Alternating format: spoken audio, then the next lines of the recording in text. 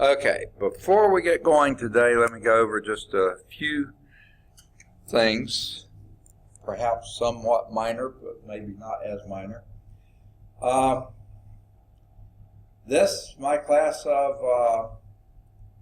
I think we're down to, I can't remember, 7 or 8 students now. It started more than that. 1, 2, 3, 4, 5, 6, 7, 8. Yeah, looks like 8 students. Only one of whom has turned in a research paper. So please, folks, let's get those in. You really only have my last class checked for me. The last day of class is Monday the 31st. Okay, and the finals are later that week. So what that means is you've got to you've only got 2 weekends left, this coming weekend and one more, if that's when you work on papers. Don't put it off to the last one, please. I don't want all the papers coming in at the same time. I'd rather not that not happen. So please try to get working on that. And of the, what did I say, 8 of you, 7 out of the 8 have turned in the first test, which is very good, but I can't return them back to you until I get that next one in. And Khalil is here. Okay, I was just saying the last day of class is Monday the 31st. That means we have class today, next week, and Monday of the following week. That's all, folks. Okay, so please, I've only gotten 1 paper in for the whole class. So please get your research paper in. You've only got 2 weekends left. I'd rather not have them all come in on that last Monday. That's really piles up the grading. Yeah, a pain in the neck. Yes. Okay, or whatever you would say. Okay. And also the first test. Thank you, all of you. Both of you have turned it in, but one person hasn't, and I can't return the papers to you until I get that last one in. Do you think the 8th person? What's that? We haven't seen them anything but like what, the first day of class. Well, that was one guy. He has never paid, so I'm sure he's not showing back up. Okay, it's another guy who came fairly regularly the first 3 weeks, then missed a couple weeks, and then came one more time, and we haven't seen since. So it's almost as bad, but he's been a little more frequently. He at least picked up the first test. The other guy wasn't around long enough to get the first test.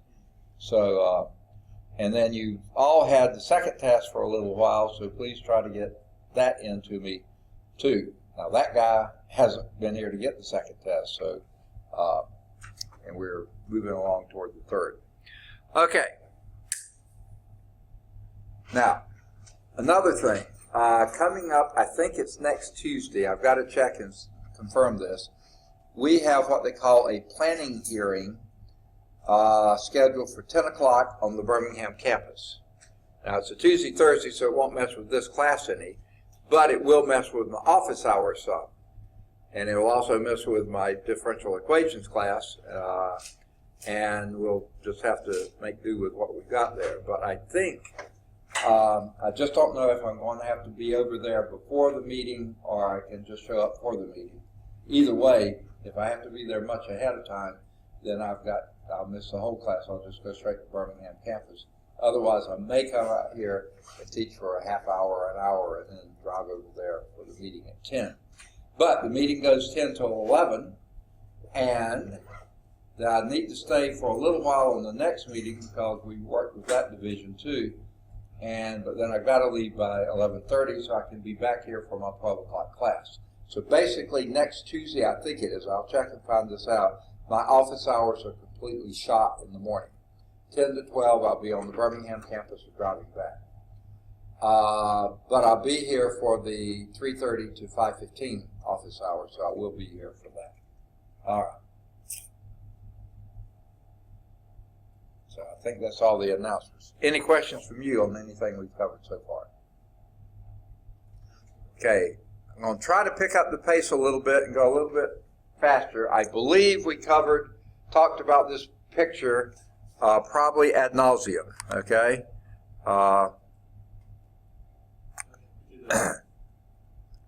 We were talking about,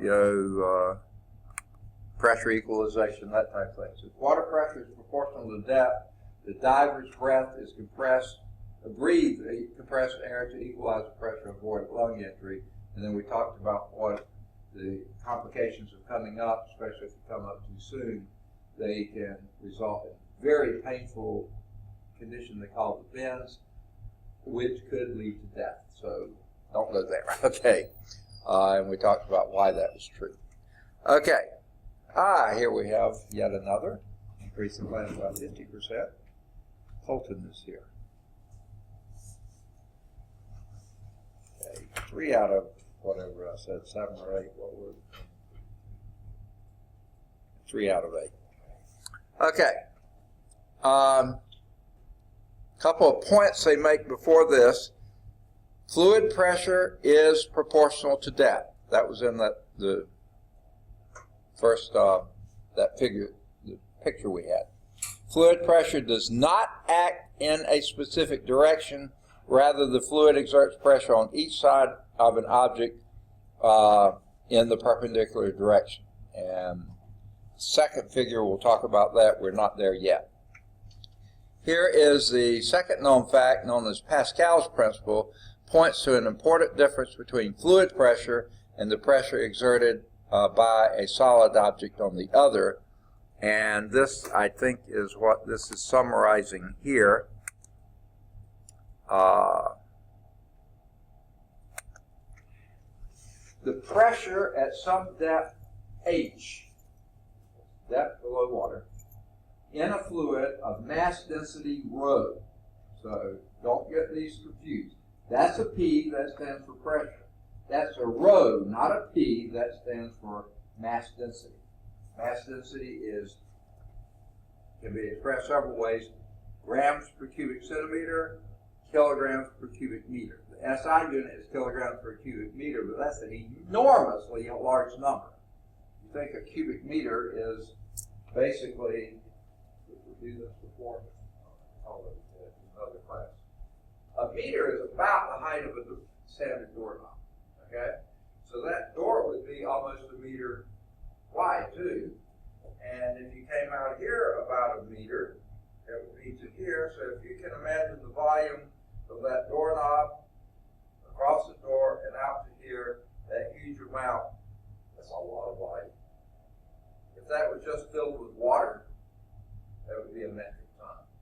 Okay, almost in fact, more than a standard ton, an English ton. Okay, so that's a huge number. So quite often we'll deal with mass density in gram per cubic centimeter. It's a lot smaller, more reasonable number. Okay. G, of course, is the acceleration due to gravity, and height. H is the depth of the water. Now, the interesting thing here, this is one time we usually let down be positive, okay? Because the depth of water, that would be, usually we use a positive quantity. Otherwise, you'd have a negative pressure, which we don't want that. Pressure acts on each point on an object in the direction perpendicular to the object's surface at that point. So that was, both of the points from above are illustrated in that definition. Okay. Our first example does not require integration because the pressure is a constant. In this case, the total force acting on a surface area A is, and this is a pretty simple formula here, very simple formula, force is equal to pressure times area. Now that's when you have a constant pressure, okay, on a given area.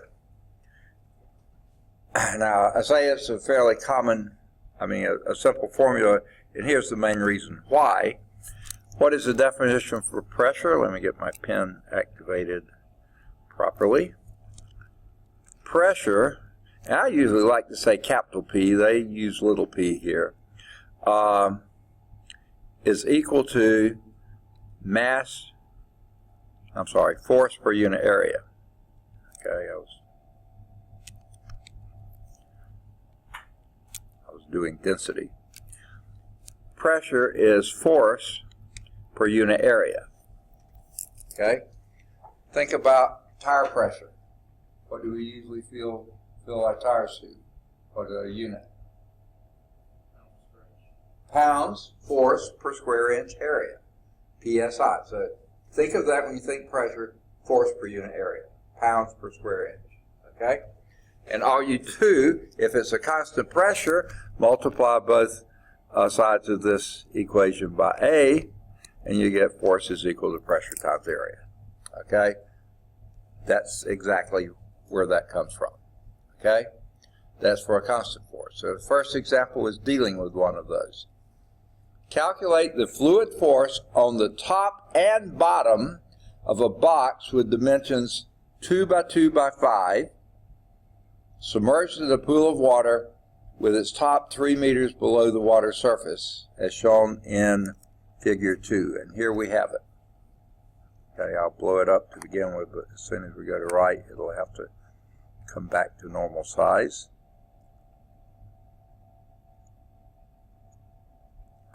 Okay.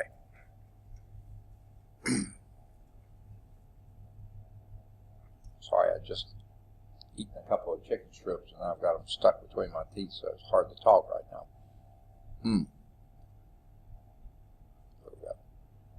There we go. Calculate the fluid force on the top and the bottom. We're not worrying about the size, just the top and the bottom.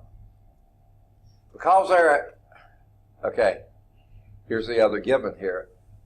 The block, the box, whatever it is going straight down into the water. You don't have it a tilt or anything. That would be a real mess to calculate. But it's going down, straight down into the water. So the top is at a constant pressure, the bottom at a constant pressure. Okay? It's a 2 by 2 by 5 box. And as they've shown it here, so just reading it, you didn't know how that was oriented, but it's 2 meters in length, 2 meters in width, 5 meters in depth or height. Okay? So that's the orientation of the block, 2 by 2 by 5. Okay? It says calculate the fluid force on the top and the bottom of this box, dimensions 2 by 2 by 5 meters. That's a pretty good sized box. These are meters here. Get my, oh yeah, I've got to.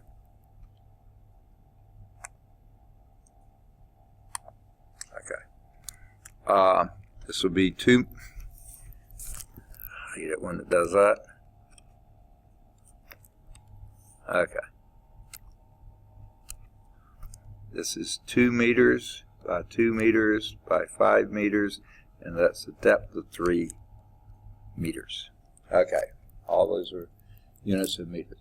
Submerged in a pool of water with its top 3 meters below the water surface, as shown in this figure.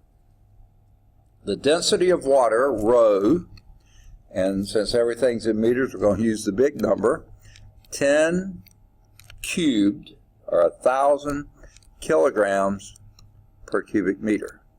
Okay? Like I said, 1,000 kilograms would be a megagram, which is the same as a metric ton, which is 2.2 approximately, 2.2 thousand pounds, which is a little bit more than an English ton. Okay? That's a huge amount of water. Okay? Our box is even bigger than that. Okay? Because you're dealing with meters here. I'm about 2 meters tall, so that's going to be the square box is my height here, and then 5 meters is almost a 2-story building. Not quite. So it's a good sized box. Okay?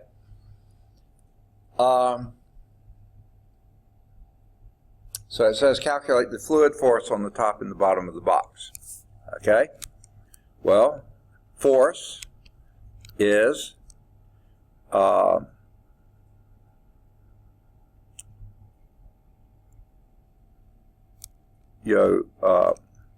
since density, I'm sorry, not density, pressure is equal to force per unit. All right, good deal. Chris is here. All right. Got half the class here. It's better, okay? I said earlier, we just have today's class and 3 more. 2 classes next week and 1 class the last Monday. That's the 31st. Okay? So, folks, please, I haven't received but 1 paper from this class. So I got 7 more papers to go. All of you have turned in your first test. I've still got 1 guy who hasn't. But all of you hopefully have the second test, and I haven't gotten any of those back yet. So please be working on those too. That's why I recommended way early in the term, don't put your paper off till the end. Now you've got multiple tests and paper and everything else. If you're taking any other classes, it's even worse. Okay. Okay. This pressure is equal to force per unit area, pounds per square inch. Think of that. So as we said, the force is pressure times area. Okay? So your pressure, pressure times area. Now on the pressure, as we just saw from our first formula, is rho g h. That's what pressure is times the area. Now the only difference between top and bottom is the h. The rest of it's the same. Our rho is 10 to the 3rd kilograms per cubic meter. Okay, there's your rho. Anyone know what g is? 9.8 meters per second squared. That's the acceleration due to gravity. H. Let's do the top. Okay, so this will be force on the top, and this will be height of the top, or depth of the top. How deep is the top? 3 meters. Okay. And finally the area. What's the area of the top? 4 square meters. Okay. You know, this should come up being the force. Okay. Now, a little bit of a timeout here. Do you know what units force are measured in the SI units? Say again? Newtons. And what is a Newton? Per second squared. Okay. So these units right here, that collection of units will be our newtons. So we're hoping all the rest of them are going to cancel out. Well, here we have a meter cubed. Here we have a meter, and there we have a meter squared. Yes, all the units cancel out except for newtons. So our newtons are fine. And then what we do is just multiply the rest of them together. That would be 12 times 9.8. Someone got a calculator can do that relatively quickly. Sorry.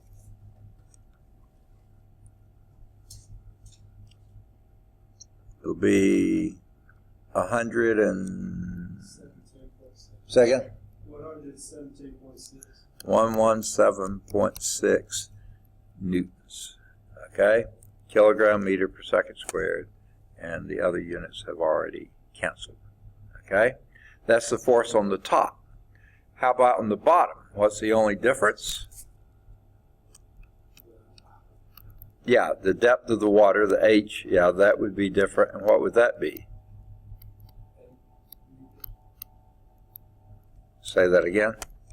8, because you got the 3 from the top plus the 5 on the side. So that would be meters per second squared. This time it would be 8 meters times same area, 4 square meters. And again, the units will be newtons because these and those will all cancel out. And basically it's 32 times 9.8, which would be, whoa, how did you let me get away with that? Not 117.6 newtons, it's 117 times 10 to the 3rd newtons, or 117.6 kilonewtons would be another way to express it. Yeah, okay, sorry about that. kilonewton. 10 to the third would make it a kilo. Okay? 32 times 9.8 would be, second? 313.6. 213? 313. Okay, that sounds better. 313.2, you said? 0.6, and that would be kilonewtons. Okay? Thousands of newtons. Okay? All right. Let's see what they got. They wrote it as in newtons. So it would be 117,600 newtons and 313,600 newtons.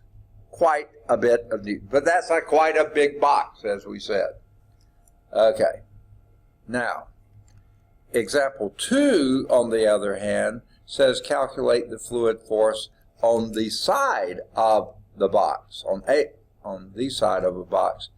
And I think they mean by that just one side. But we can just multiply by 4 if they mean all 4 sides. On the side of the box in example 1. Well, now we can't use that simple little formula because it's not a constant pressure. It's a much larger pressure, a smaller pressure up here than it is down here. So all the way down, the pressure is increasing.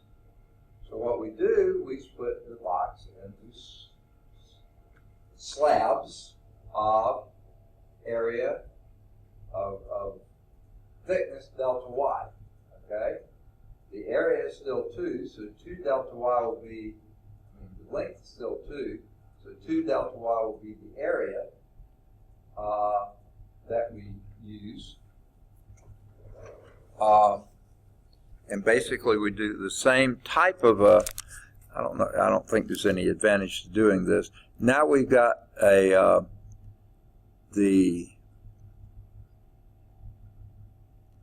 go back to our force is equal to pressure times area, but now we're going to do an incremental area, okay? And that incremental area would be force is equal to pressure times, the incremental area would be 2 delta y, okay? The pressure from before is rho g h times 2 delta y, okay? So this will be 10 to the third times 9.8. I'm leaving off the units just so it won't take as long to write. Times, now what is the h? What is the depth now? Well, the depth is varying. At the top is 3, then 3 plus delta y, 3 plus 2 delta y, 3 delta y, all the way down to here. And the n delta y, if you have n increments there, that would be 8. So basically you're going from 3 to 8. And your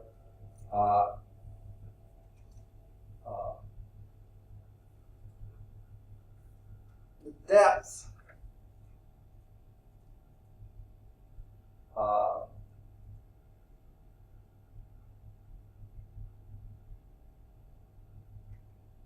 you would represent it by something like this. The jth interval would be that. And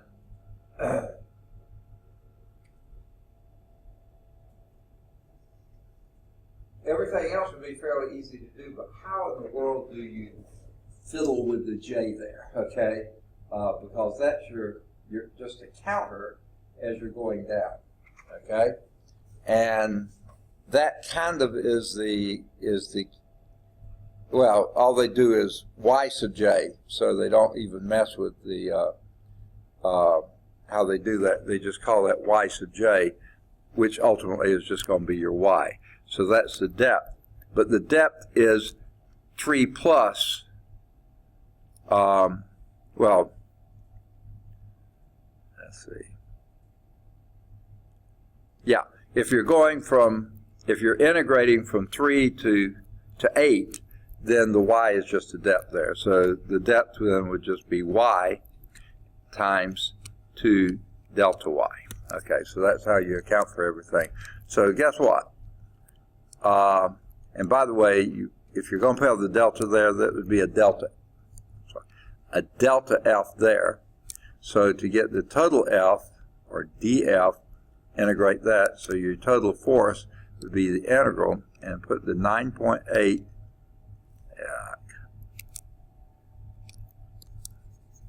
not planning ahead, 9.8 times 10 to the third. Well, let's make it 19.6 times 10 to the third. Get the 2 involved with that too.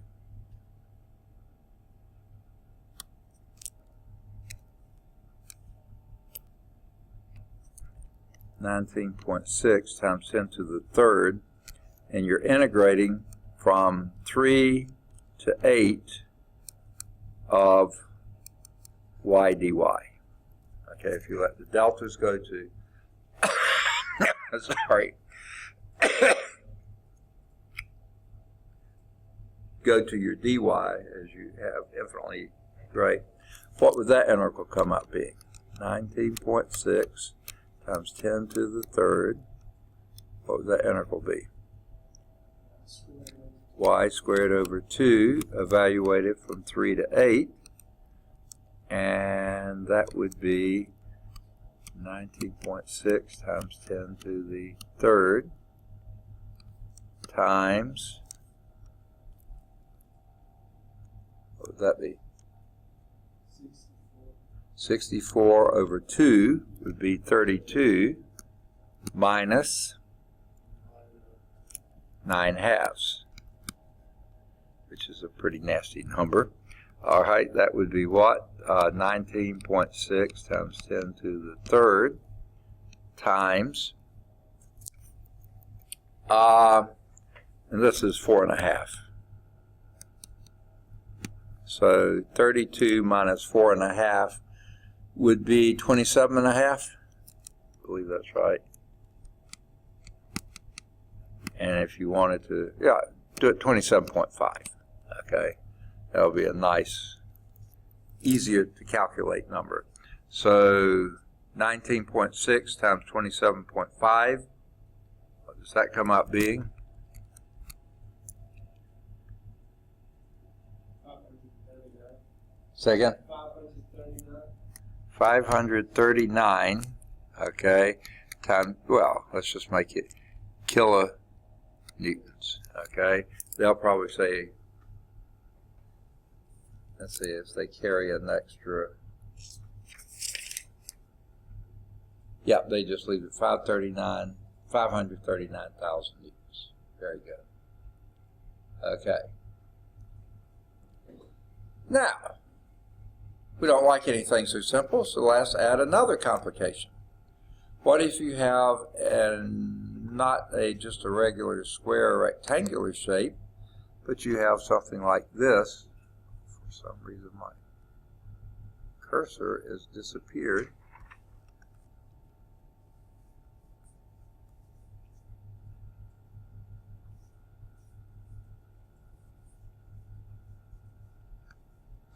I don't see it anywhere. I saw where it would hit that. Let me, yuck. Try it again. Okay, there's the cursor.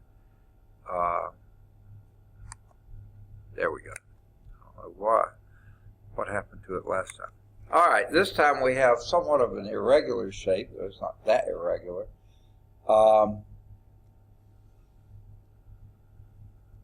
By allowing the width of the horizontal strips to vary with depth, as shown here. Now we have to denote the width at depth by some function. They call it f of y. Why don't you call it w of y? Width of the function. Yeah, that would make perfect sense to me. So the width is changing as you go down. So that width times delta y, that's going to be the area that you're messing with at each time. And again, your y sub j, the y is counting downward from A to B, and you're summing all these up.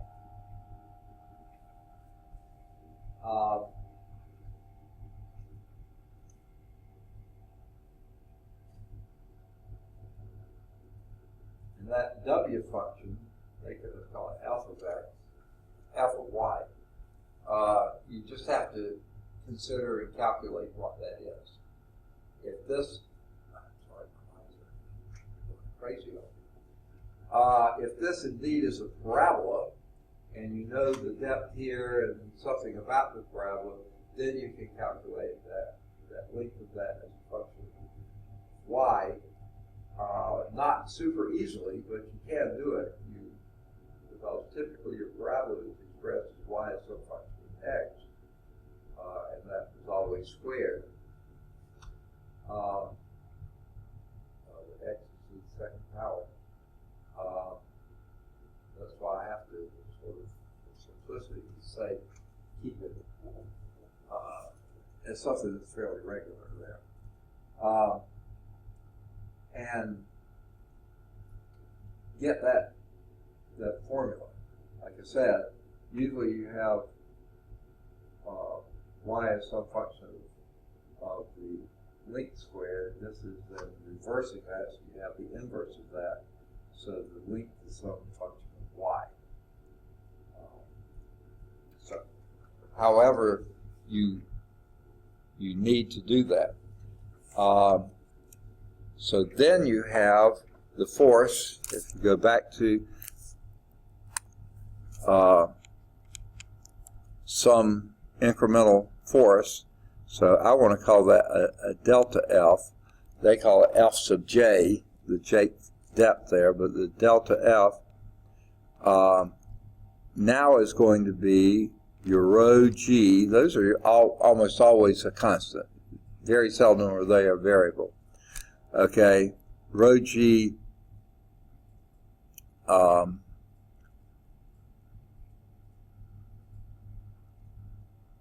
and then the depth h, which is basically going to be some y itself. Okay, so since we're going to do in terms of y, we'll call it y rather than h, just like we did before. Okay, and we call that a y sub j. We're taking care of that. Times your area, and the area is going in with the delta y. You know that's there. But what's the middle part? That strip that you have there is of length some, I want to call it w of y, okay? So you have the y itself, some function of y, which is going to incorporate your w, then times your dy. And then to get the total force, we're going to integrate that. And again, this part comes out, okay, losing the integral there, and y delta y, w of y delta y. Okay, I think that's about as far as they do it, and that leads up to the first theorem.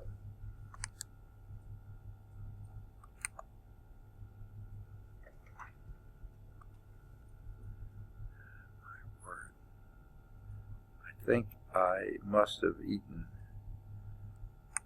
my chicken. I know I ate them too fast because I only had a short time in the office. My stomach's telling me I ate them too fast. Sorry about that. So the fluid force on a flat surface submerged vertically. Okay? There's the deal. Whatever the shape of that surface is, fluid force on a flat surface of object submerged vertically, then the force is equal to your rho g, that's that first part, then your integral from the uppermost to the lowermost, a to b, then it's y, and this is the width function, so I call it w of y dy, okay, where f of y or w of y is the horizontal width of the side at depth y. The object extends to a depth y is equal to a from the depth, the low y is equal to a down to the deepest part of y is equal to b. So there you have your formula for force on a submerged plate. Now, That leads to example 3. And let me set it up first, and then we'll come back and actually do something with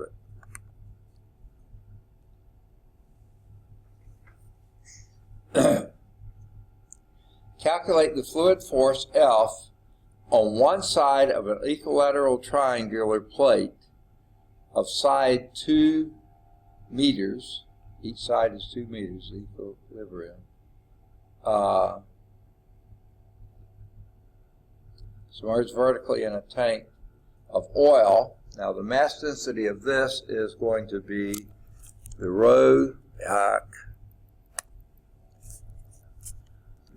for the oil is going to be 900 kilograms per cubic meter.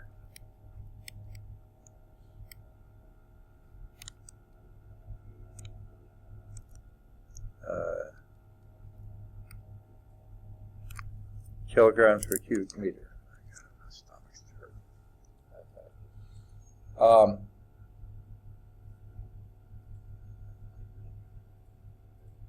All right. Now, according to this, and they're not super clear about it, but just based on the others, this point is at the surface, not breaking the surface, just at the surface. So all your calculations are made from there. So your y is whatever depth is down. You're not starting at 3 or 8 or something like that. You're starting at 0, 2, and equilateral triangle 2, did they say meter? Yeah, I guess 2 meters on the side. Point up top. Okay? So therefore, this is 2 meters, that's 2 meters, that's 2 meters. Okay? Do you remember how to get the length from here?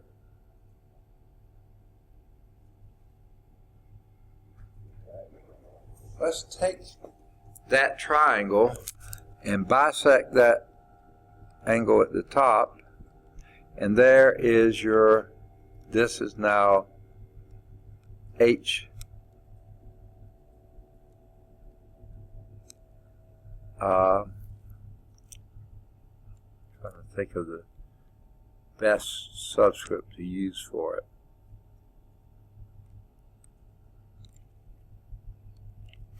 Okay. Oh, I know what I was going to do. Oh, I have this here. I'll erase a little bit of that. Okay. We're going to bisect that, and what we're wanting is this depth here. Well, equilateral triangle, that means every side is the same. That's a 2, that's a 2, that's a 2. That's what equilateral, laterals are your sides. So those are the same. Well, if the sides are the same, what does that tell you about the angles? They're the same. And since that's a triangle, what do all triangles add up the angles? 180. And all these are the same, so 3 times whatever the size of the angle is 180. What's the size of each angle? 60. Okay, including that. And as I said, that bisects that angle, so that makes it a 30 here and a 30 there, right? Okay. So what we have is a 30, 30, 60, 60, and of course these are 90 or 90 degree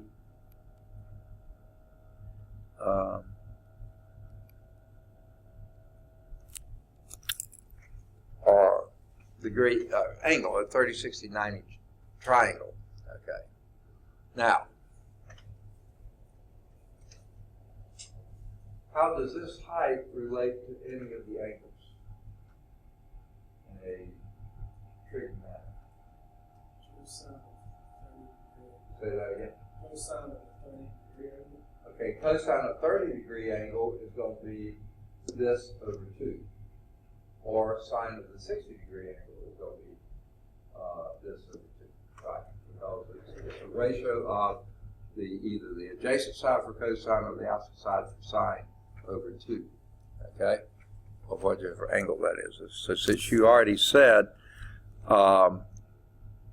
going to call that H is equal to, no, let's do it this way.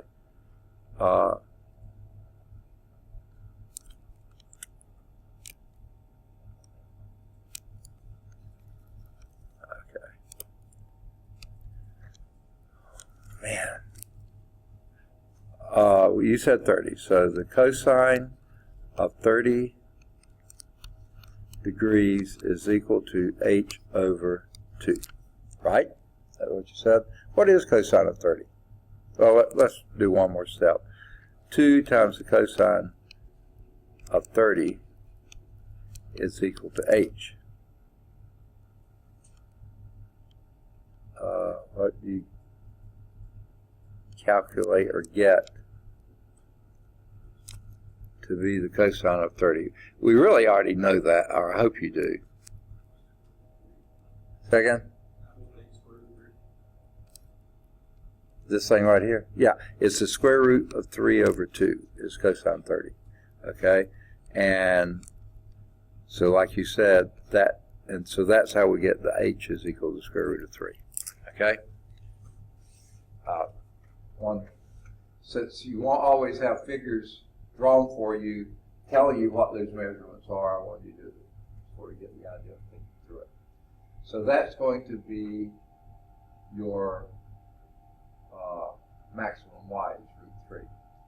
So basically, that's going to be you're going to be integrating whatever we're integrating from 0 to root 3. Okay, that's where that's coming into play. All right, so let's take a representative slice here. We're going to call that delta y, or dy is going to be our thickness of the slice. We can handle that. Okay. The length of the slice. Okay. That's what you're doing. Okay.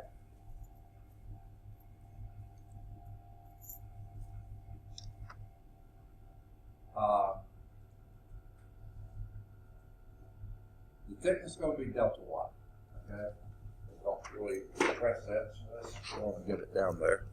The thickness here is delta y. I'm going to go on and call it dy. They didn't make it much of a delta, so let's just make it dy. Okay. The depth, since you're starting at 0, the depth is exactly y. Okay. Now, that has made another equilateral triangle, right? Okay, and this y, this is from similar triangles, the ratio of y to, square root of 3 is going to be the same as the ratio, this y to square root of 3, as the ratio of this length, f of y, or I want to call it w of y, is to 2, right? So there is a way you can get the w of y. So we said that y is to root 3 as, well, I want to call w of y, if I could write it, is to 2. Okay? So that would then give you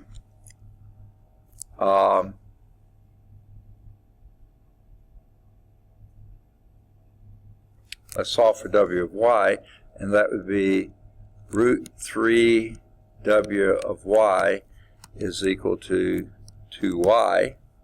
So w of y is equal to 2y over root 3.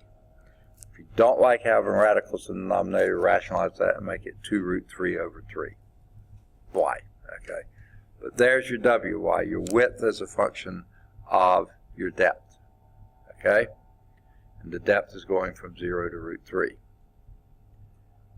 All right, we got your density.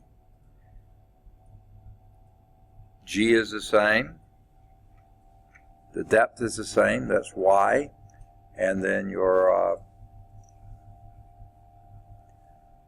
the length is your w of y and your width is your dy.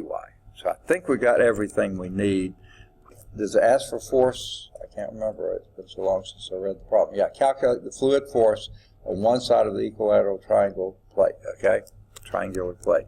So F is equal to your density of 900 times 9.8. Could have left things out, you know, the units in there if I wanted to, but it's easier to write without that, okay? So there's your rho, G, your H is your Y, okay? And then your width is your 2 over root 3 times Y, and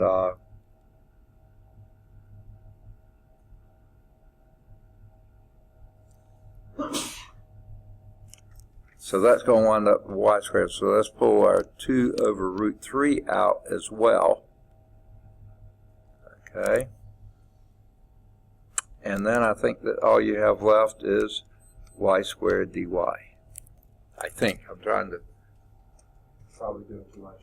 Here's our rho, G, our H is your Y, how deep it is, so there's that, times your width is your W of Y, 2 over root 3 times another Y, and then your thickness is Y squared. Yeah, I think we got everything accounted for. Okay. I'll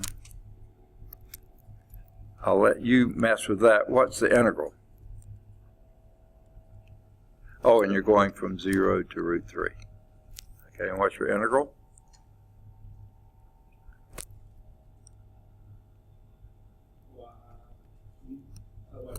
Yeah, y cubed over 3, evaluated from 0 to root 3,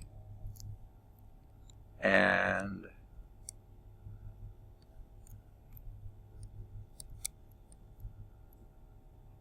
that's really ugly. I don't know why the pen's dragging so badly.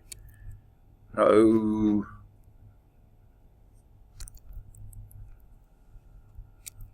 All right.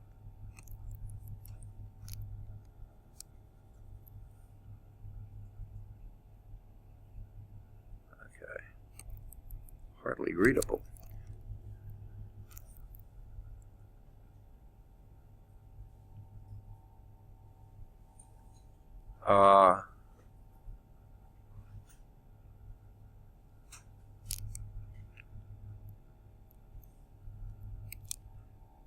Let me start this thing over because it's such a messy looking number. Okay. Let's make that 1800 times 9.8 divided by root 3. Okay, that's the number out front. Then you have a y cubed over 3, evaluated from 0 to root 3, so you're only going to use one of those. Let's just take this 3 and make this 600 here. Okay? And then evaluate that. Y cubed would be 3 root 3. And it's going to be over root 3, so the root 3's go out.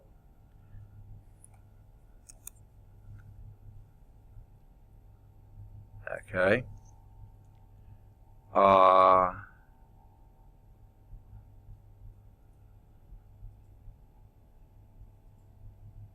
And you're going to multiply again by 600, so I should have just let that take care of the 3 here. No, that's, yeah, that would have wiped out that 3 there. So this will go back to being 1800 times 9.8. Okay, and I think we've taken care of everything now. So 1800 times 9.8.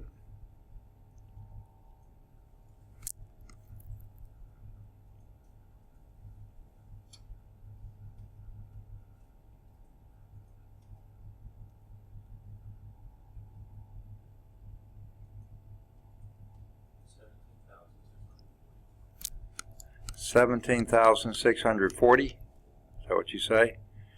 Okay, and that units will be newtons.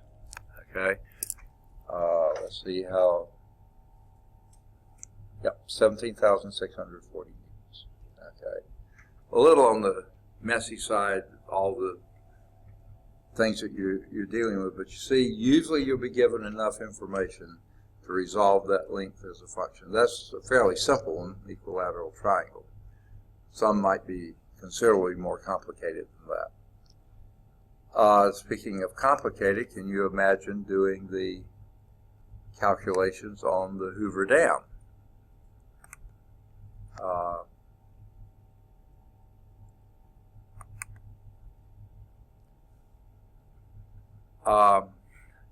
Obviously, our book and the slideshow, these pictures are taken slightly different angles and definitely different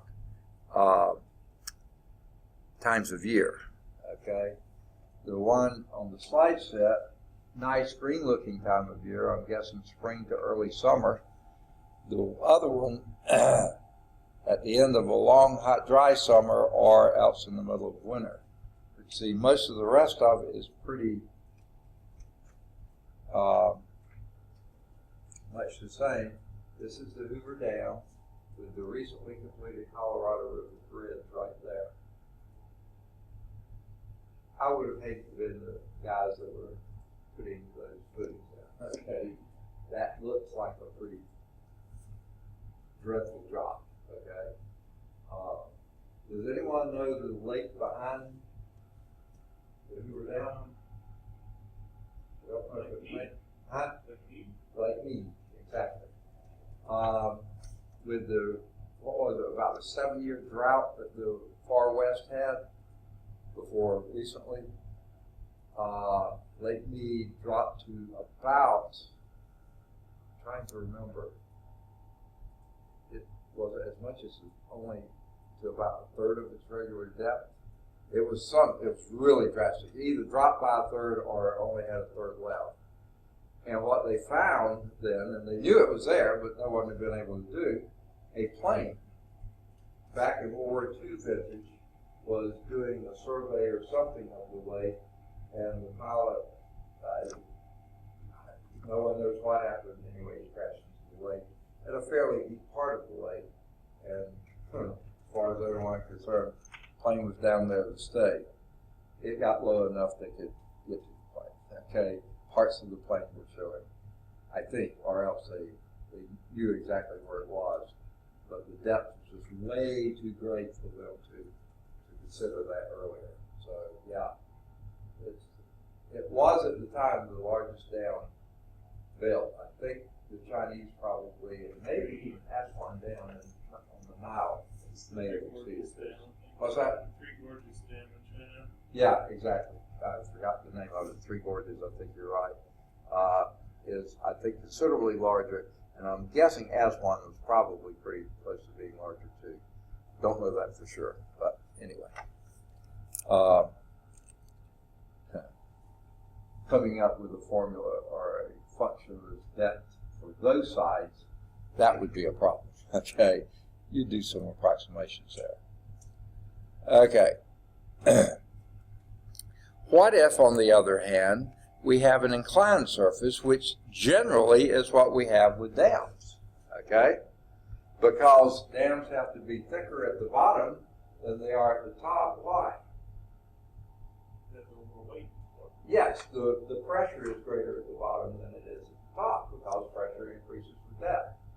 Now this is probably not realistic. I don't believe it's ever 45 degrees, but why not let's just have that, and let's look at that problem.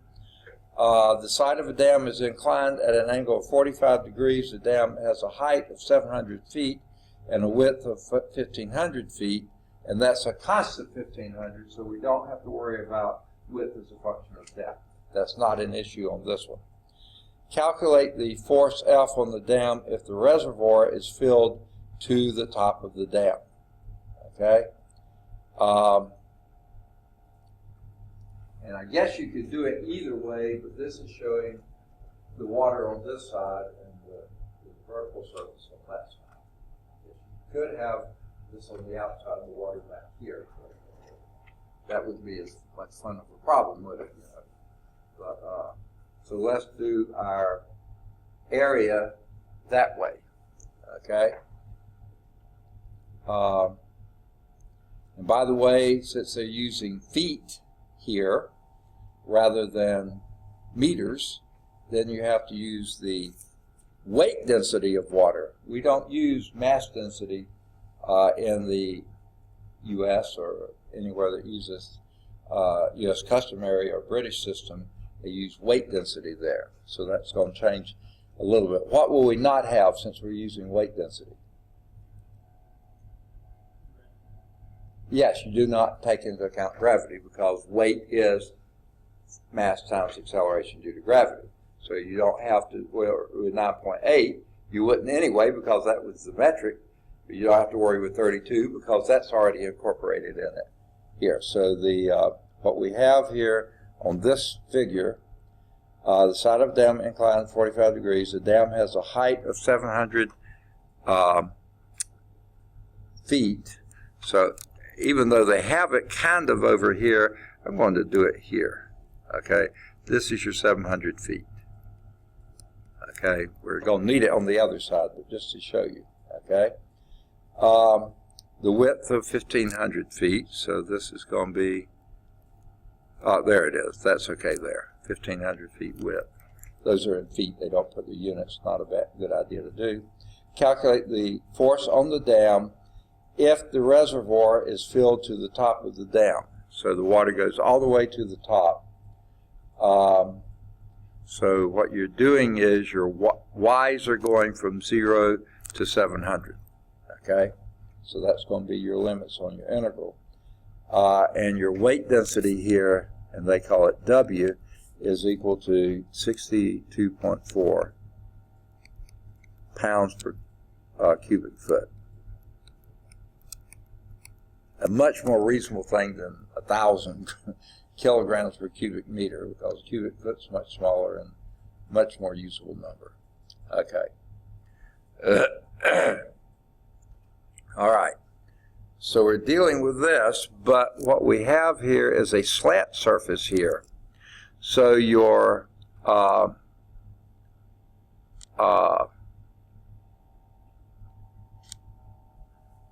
going to fill it in here in case you hadn't realized. With that being a 45, that's a 45, that's a 90. So this obvious also here is 700 feet this way too. Okay? You don't really need it, but just to remind you, 45-degree angle, that would be true. So now you're looking at the weight, and your depth is Y, just like we've done before. So your H is Y. We've been doing that. Your thickness here is delta Y. But that's not the width of this area here because of that slant. If that's delta Y, and this picture over here shows it, if that's delta Y, this, of course, is also delta Y, though you don't need that. That's 45 degrees, so your hypotenuse here, I would use a sine here. The sine of 45 is equal to delta Y over that hypotenuse. Now, that is not the H for the height, so maybe I shouldn't have used hypotenuse. That's 45 degrees. So the that hypotenuse there is going to be, and sine of 45 is square root of 2 over 2. So again, you can do sort of like a cross multiplication.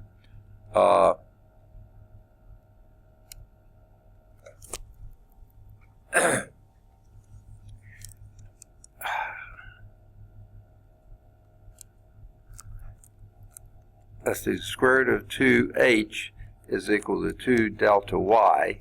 So h is equal to 2 over root 2 delta y, which is a lot easier, just call that root 2 delta y. So that is your, this hypotenuse here. So that's your area. I probably shouldn't be using H because I've used it there too. And they just say delta Y over sine of 45, which would be 1 over, I don't know why they worry with saying that, just make it root 2. So, yeah, and there they did, root 2 times Y. So that's the length, no, the length is 1500, but the width, which we were calling delta Y, that is now root 2 delta Y. All right, so I think we got what we need for our integral now. Your force, I think that's what they're asking for, right? Calculate the force, yeah. Force is equal to, now all your constants out front. Your rho is 62.4. And I'm going for right now, put the units in there. Kind of a pain in the neck. We'll do it. Pounds per cubic foot. Okay. That's your rho g together. Okay. That's all together. Now, your delta y has a root 2 in it. Okay. Your width is 1500. Whereas before we had some function of y, so that can come outside. And that, by the way, is feet. Okay? So, all right, I think those are all outside. And then your inside is going to be your depth, y, and then the remainder of your, the thickness of that, we already had the root 2 out here, so that's just dy. Okay, have I accounted for everything? Rho g is together, y we got, and then the area is 1500 times root 2 delta y. So yeah, that's all. So what's that integral come out being? Y squared over 2. This is going from 0 to 700. All right.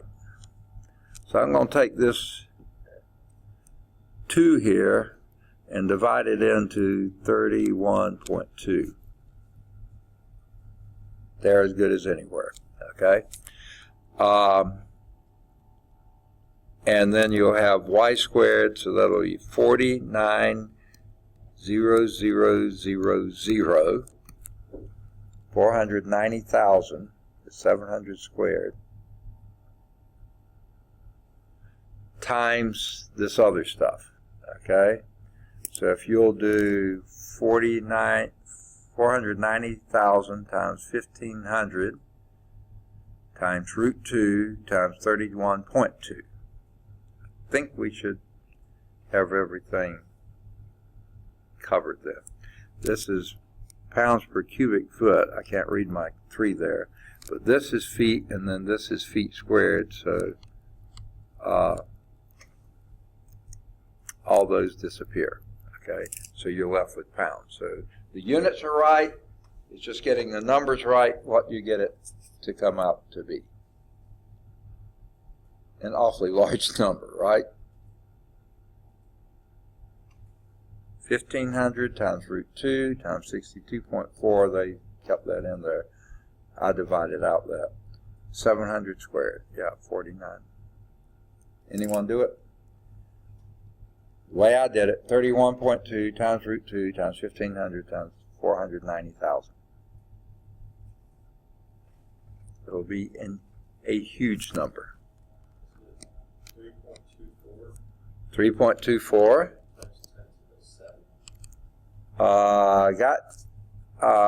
They got 10 to the 10. Did I get enough? 0? I think I did. Did you get? What's that? Times 10 to the 10. Okay. And that would be pounds. Okay. Not newtons, pounds. All right, that finishes 8.2. Probably went through that too much. Want to do preliminary questions? Okay, let's get those. I'll clear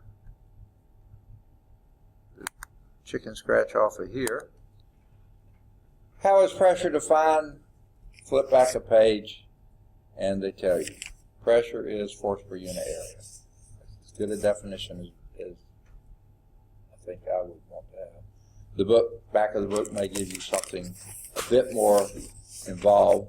Let's just see. This is 8.2. Pressure defined as force per unit area. That's exactly what we get. Okay, number 2. Fluid pressure is proportional to depth. What is the factor of proportionality? So when you say fluid pressure, P, is proportional to depth, which they were calling H, what is that factor of proportionality? What do we say that was? Pressure is equal to rho, yeah, so the rho G. Okay, which you could, yeah. So I think that pretty much should say everything you need. Yeah, is proportional to the weight density of the fluid, which we also call the mass density times acceleration together with rho G. Good. Number 3, when fluid force acts on the side of a submerged object, in which direction does it act? Perpendicular. Okay. Now this one, we didn't take that into account really. When it's like this, the force is in that direction, perpendicular to the surface. But we just calculated those forces. Okay. Now, number 4. Why is fluid pressure on a surface calculated using thin horizontal strips rather than thin vertical strips?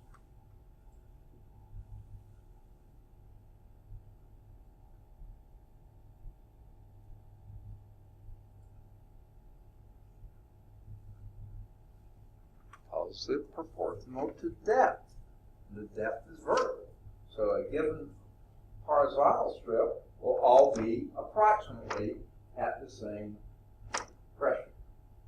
This would not do us any good because you'd have to integrate on the strip and then some of the strips, which would be a big pain in the neck. So I think just saying that its pressure depends only on depth and does not change horizontally with a given depth. Yeah, we said that. Number 5, if a thin plate is submerged horizontally, then the fluid force on one side of the plate is equal to the pressure times the area. Is that true if the plate is submerged vertically? No, you have to do an integral there. Okay. When the plate is submerged vertical, the pressure is not constant along the plate, so the fluid force is not equal to the pressure. Yeah. Okay, homework exercises then would be the odds 1 through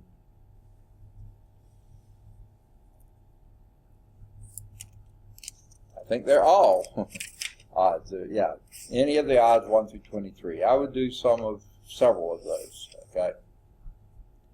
25 is and 27 are further insights and challenges. There's no reason to do too much with that. Okay. Now,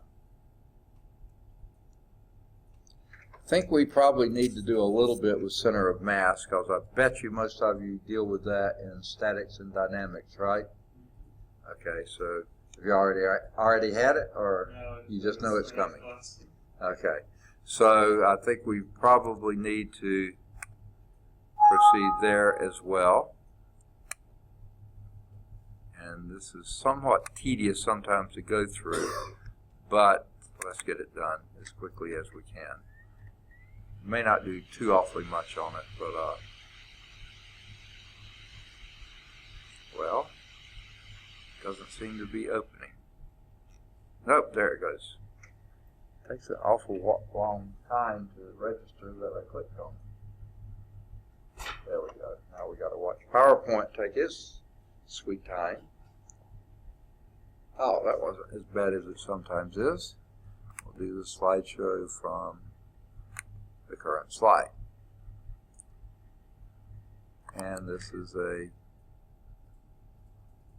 really incredible shot to me, especially since I would never dream of even trying it.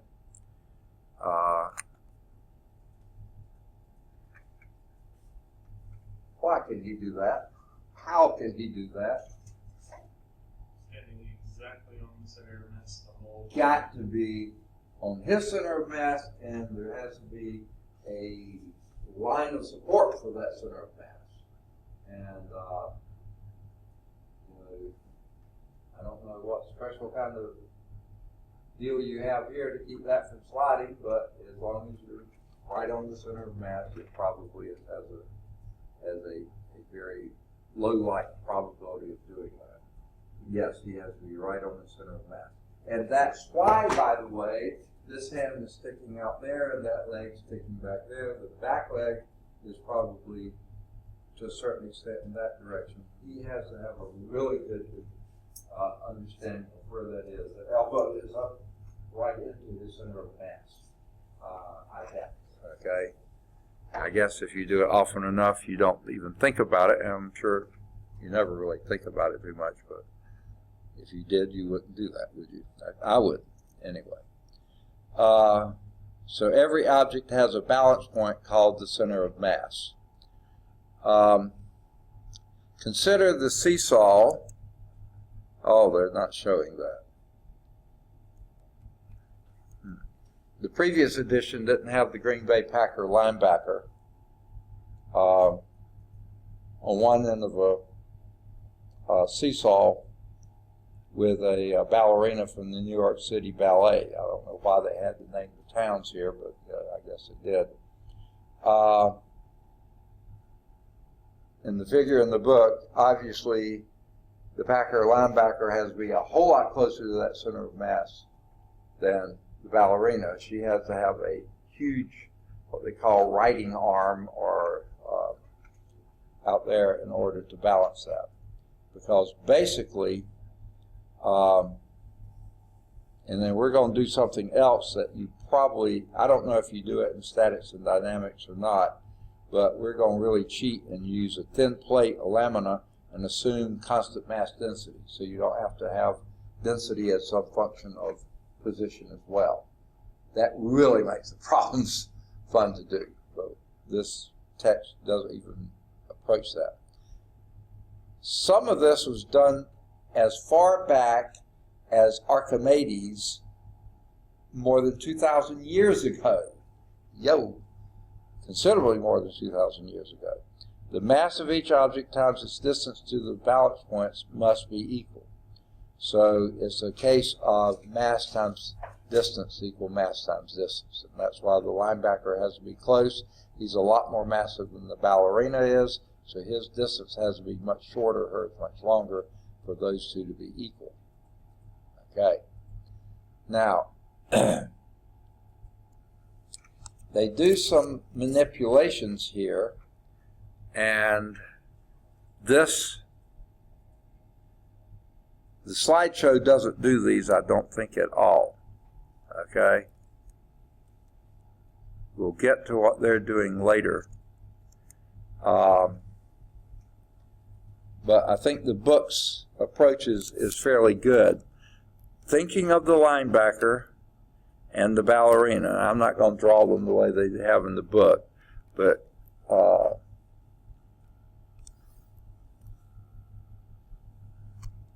they call this X1. This is the lightweight here, okay? This is going to be your X bar, which is your center of mass. And X2 is going to be out here. There's the linebacker. Big old blob, okay? Little blob, big blob, okay? The distance here is D1, distance here is D2. 2 stands for the big heavy thing here, 1 for the lightweight here. All right? Now, because M1 D1 has to equal M2 D2. That was, if not Archimedes, I think he probably did that. in terms of your x's, what's that? Well, your M1 times, and what is your D1 here? That would be x bar minus x1, okay? X bar is to the right of x1. The difference there would be x bar minus x1 is equal to M2 times the distance from x bar to, and that's D2. That would be x2 minus x bar, right? That's the distance, the positive distance, okay? Now, if you start manipulating this and solve for x bar, what do you get? M1 x bar minus M1 x1, yuck, is equal to M2 x2 minus M2 x bar. We want to solve for x bar, so we're going to add M2 x bar to both sides. But we're also going to add M1 x1 to both sides. Okay? Do all that, and you get, let's see, these go out, those go out, so you have M1 x bar plus M2 x bar is equal to M1 x2 plus M1 x1. Okay? Solve for x bar, that would be M1 plus M2 x bar is equal to M1 x. Somehow I got it. It's M2x2. Okay. M2x2 plus M1 x1 divided by, well, that's what I was going to do next. Divide both sides by M1 plus M2. Okay, these go out, and that gives you your center of mass between the ballerina and the football player. Well, what is that saying? It's the, and in physics, I don't know about engineering, sometimes they call this a moment.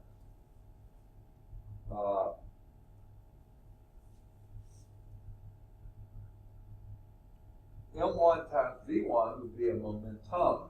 And this is not V, but X, displacement, and it's a moment. I don't think those have anything in common, but it's just sort of interesting how the words are so similar. It would be the sum of the moments divided by the mass, sum of the mass.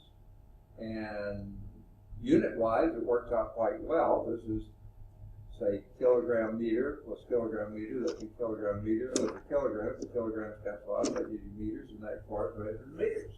So that's just one little simple illustration of what a center of mass is. That's just with a two-body system, okay? Well, what if you had more than a two-body system, okay? Oh, yeah, and they call them here the moments, too. I didn't realize the book calls them that as well. Moment with respect to, you can have moments with respect to different axes in a three-dimensional sense. This is a one-dimensional problem here, so I think I'll clear this out of the way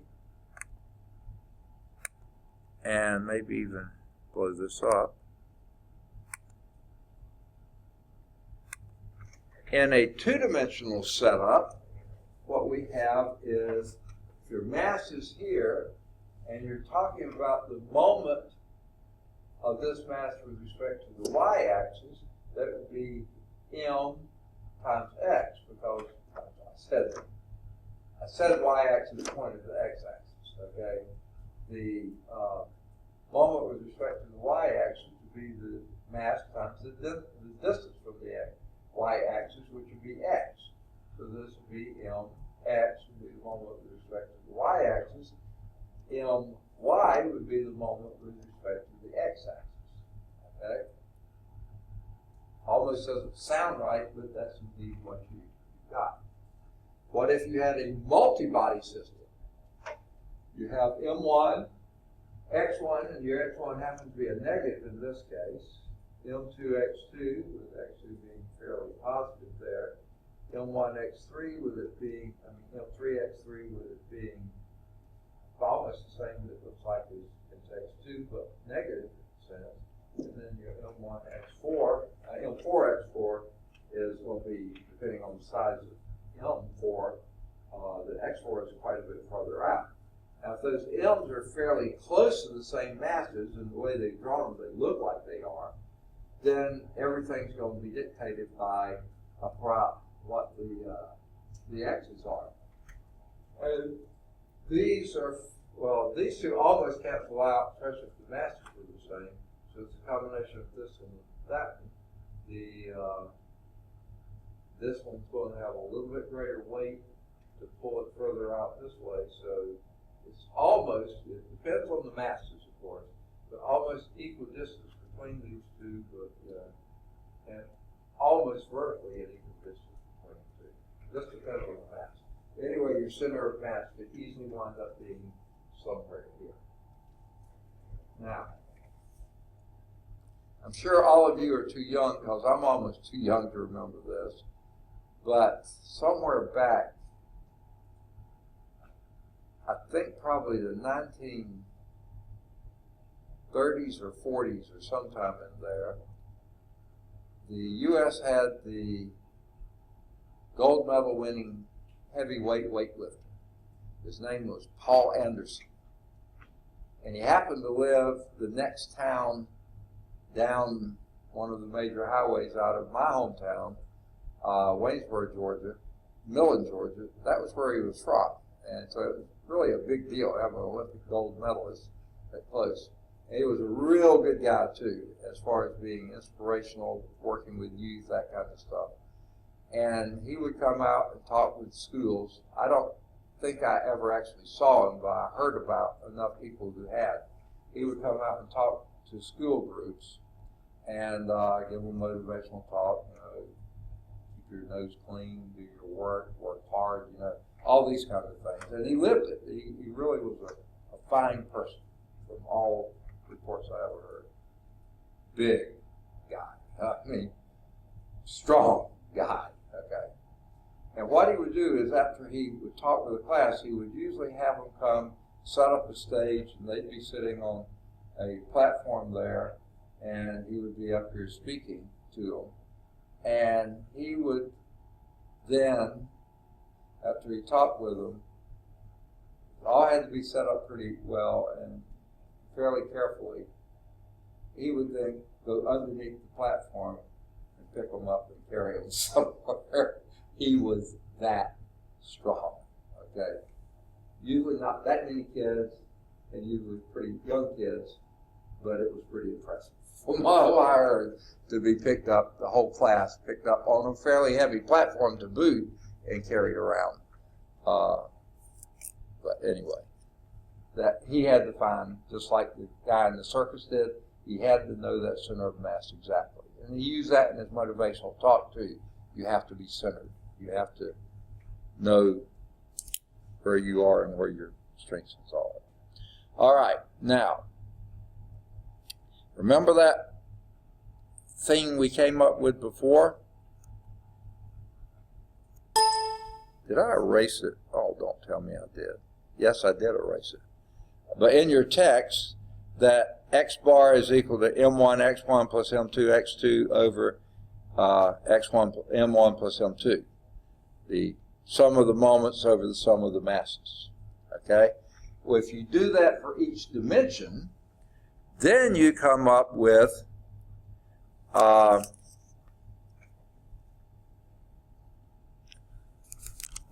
they call the moment with respect to x, which would be m1 x1 plus m2 x2 plus m3 x3 plus ...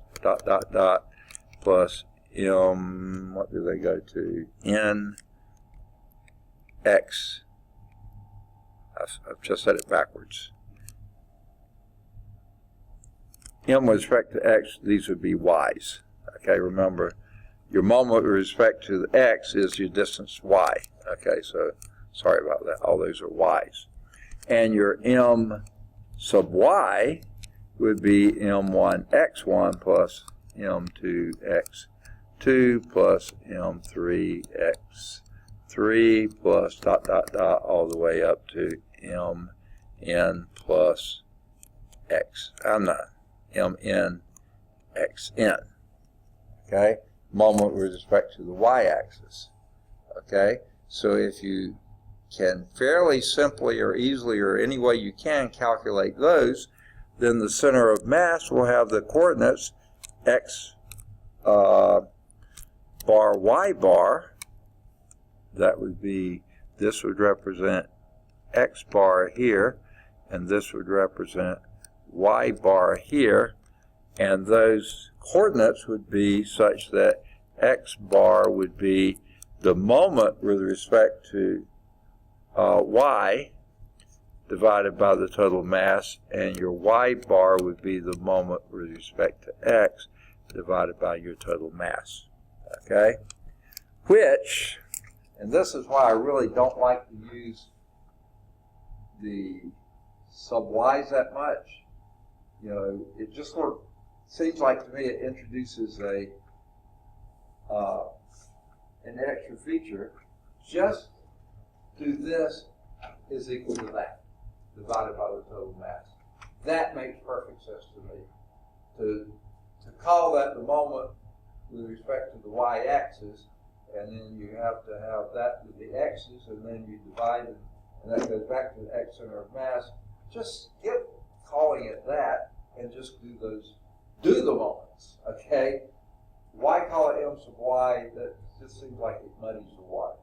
You got to do that anyway, just m1x plus m2 x2 plus m3 x3 divided by the sum of all the m's and ones. The y's would be the same way. That would be the m sub x, which is your m1 y1 is m2 y2. So I just prefer not to even mess with the moments. But I bet you statics and dynamics does mess with the moments. So, all right, so let's do example 1. And I think, let's see if they have a figure. Oh, that's what I just said. The new edition calls it x bar and y bar. The old edition called it x center of mass, y center of mass. Same deal, okay? Whereas a capital M is the sum of all the masses. All right, here is the first example. Find the center of mass of the system of 3 particles in this figure. It's figure 5 in your book, figure 4 here, because I have the football player and the ballerina they didn't have in the slideshow.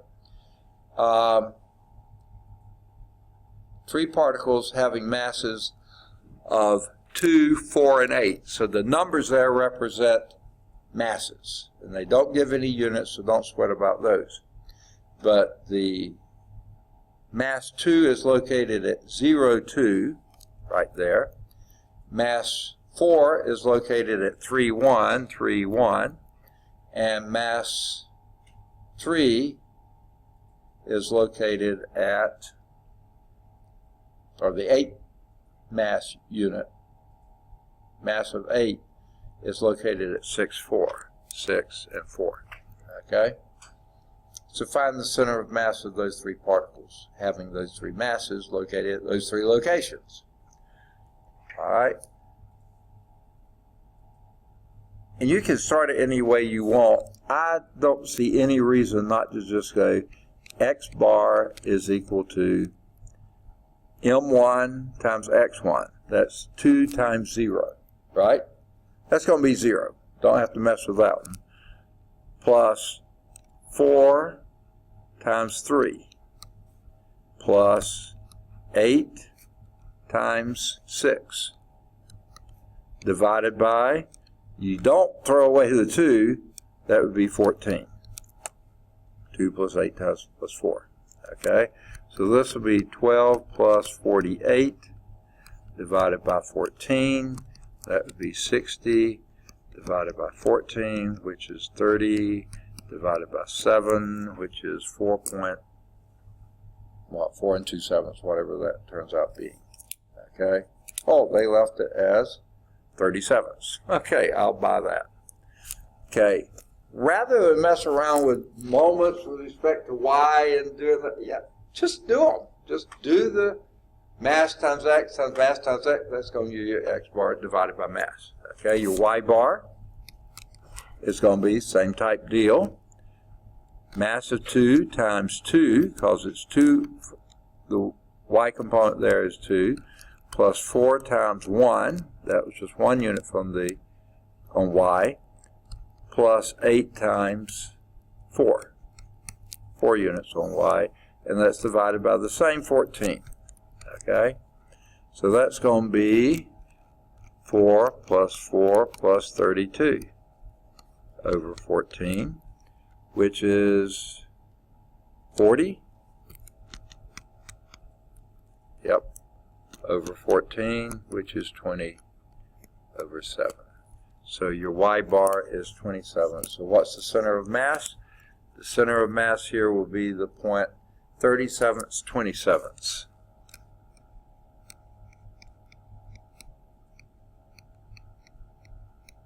Okay, and as I was saying before, that's just a little more than 4 units here. And sure enough, there's 4 units, just a little past 4, and that's just short of 3. Sure enough, that looks right. Now, just looking at the pink dots and the blue dots, looks like blue dot is not in the center of mass, but you realize that number 8 out there, 8, mass of 8 is 4 times the mass of 2, twice the mass of 4. That's going to weigh the system heavily that way. So the center of mass is pulled toward that to balance everything else off. Sure enough, that does look pretty reasonable.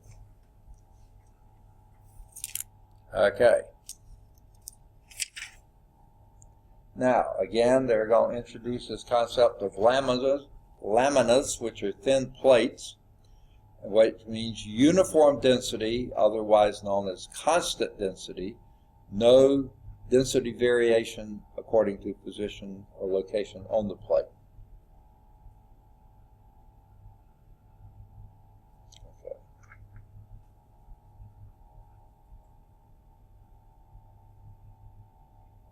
All right.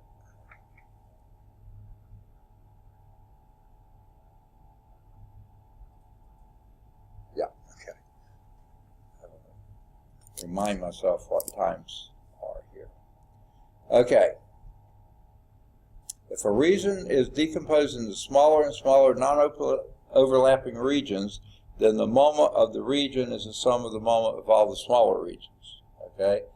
Moment being mass times displacement of those. So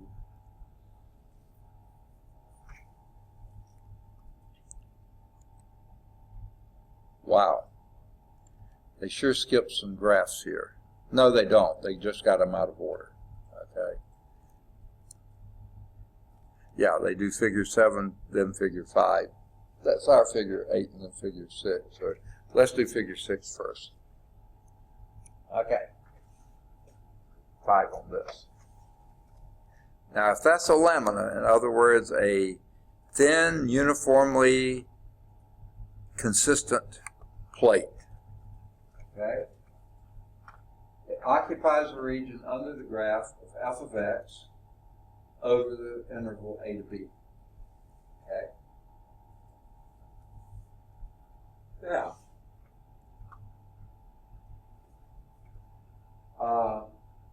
if you're trying to approximate the center of mass of this,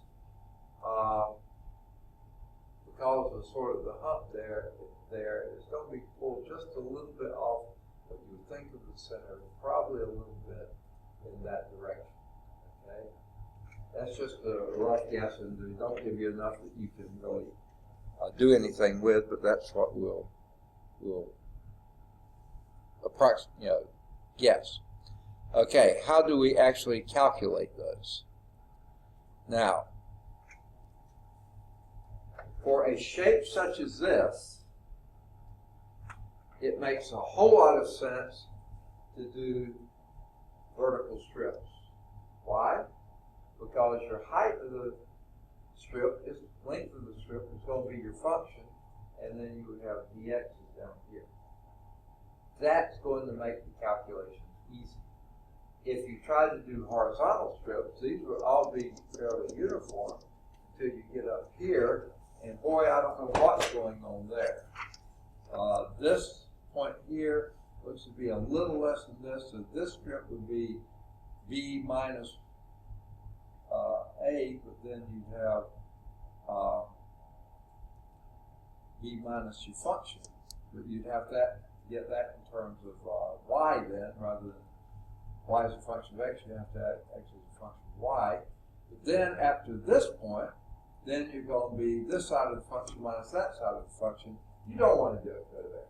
You have your strips vertically, then your height is your y of f is your y value, f of x value, and your width is the end. And it's so much easier to calculate that way. Well, what we're interested in is center of mass. Well, guess what we do there?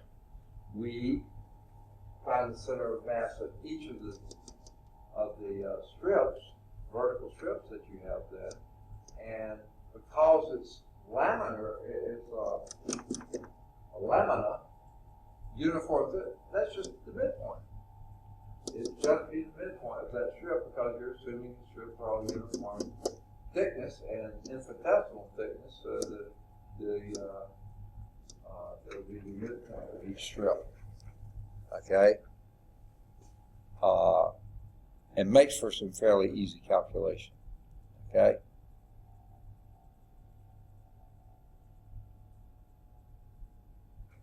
So this is what we were just describing. To calculate these,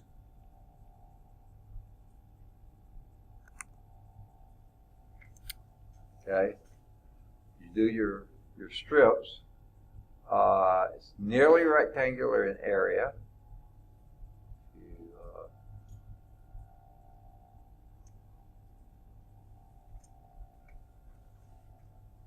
Many times with f of x, especially if you're going from the x-axis, f of x times dx, delta x, and then the midpoint of it would be the sum of, it would be basically f of x divided by 2. Exactly the midpoint of your lower one is 0 always. Okay. Fairly straightforward there. Riemann sum, whose value approaches delta,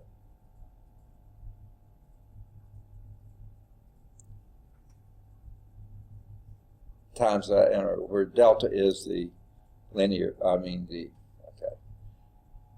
I really find they're now introducing the delta, which is the density function. Oh, there it is. I was going to say they don't have it.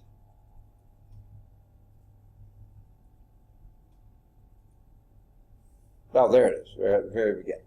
Now consider a lamina, thin plate of constant mass density, delta. Okay. Now, because you're calling it a thin plate, I usually call that an area mass density. They're not making any distinction on that, and they just call it a mass density.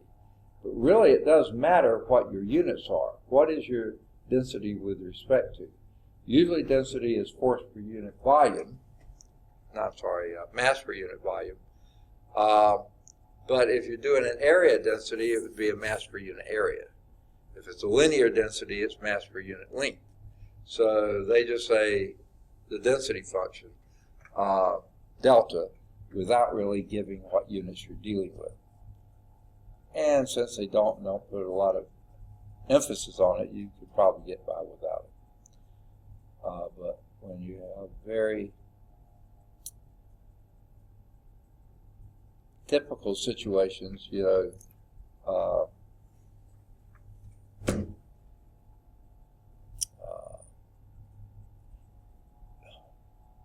what I'm trying to say is, if it's a uniform mass density, we may let it enter the problem here. It's going to enter it somewhere else. They're all going to cancel out, and we don't have to mess with them anymore.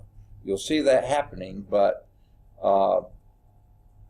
it's just sort of a pain in the neck to carry it around and then do away with it at the end. So your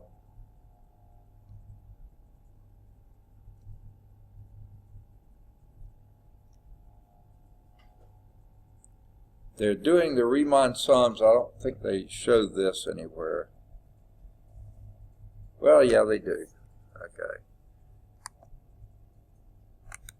This is a lot like what we were doing before, only now, okay. If you remember, the moment with respect to y is the distance from the x-axis, so that should display from here. Now, here again, this is, I knew it was going to come up, I just couldn't remember where it did. Our book calls them deltas for uniform mass density. The old edition called it rho. Okay, rho was the density that you usually think of as volume density, and because we're dealing with a surface, the book, I think correctly, does it as a delta, which is a area density, not a volume density. So everywhere you see a rho on the board, let that become a delta in your mind, okay? And of course I can't write on it until I shrink it. So this is really a delta now in the new text. So the moment with respect to the y-axis will be your linear mass density times the integral from 0 to b of however far you are from the y-axis, that's your x value, times your f of x, which f of x dx is that the area of that strip, okay? And then your distance from the y-axis is your x. So if you go back to this, then here is your x times f of x dx, okay? And that makes sense. So that's the moment with respect to y. Why even introduce that terminology? Sum all those x, alpha of x, dx's together, and that gives you the moment with respect to the vertical axis. Okay? It's just an easy way to think of it. All right. Now,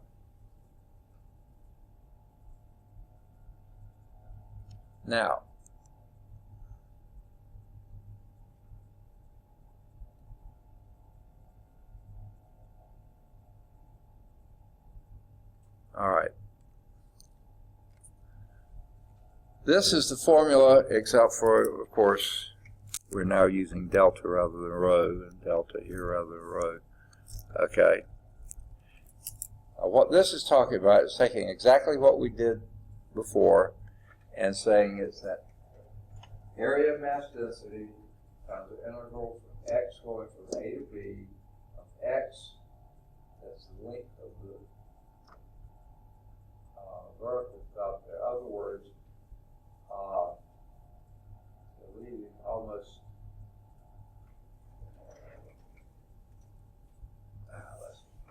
let's say again, I really don't care for the moment notation, but the linear mass density, area mass density, the integral from a to b, now that's for x going a to b. X is that distance from the y-axis, that's why they call it the moment there, but the x times the length of the vertical cut times the dx. So that's what we were calling f of x. Now, this is describing something they haven't shown you the picture yet. Here is the figure. No, I'm sorry. This was the one that we skipped over. That's this one. See, they have these slides out of order. That was sort of driving me sort of wonkers here. Okay. Now, you're focusing on the moment with respect to the y-axis, which is the x distance from. And again, what we have is two functions. The x is fixed from a to b, but the two functions are both functions of x. The upper function, f1 of x, lower function, the f2 of x. Now, rather than just being f1 of x dx, it's a difference. Now, the requirement here is what f1 always has to be greater than or equal to. You can't let these touch in the middle or touch somewhere and then spread back out. They just can't ever cross.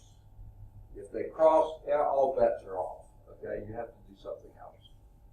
You have to set up. Yeah, it's a lot messier. So we're going to assume that these two functions may touch but never cross.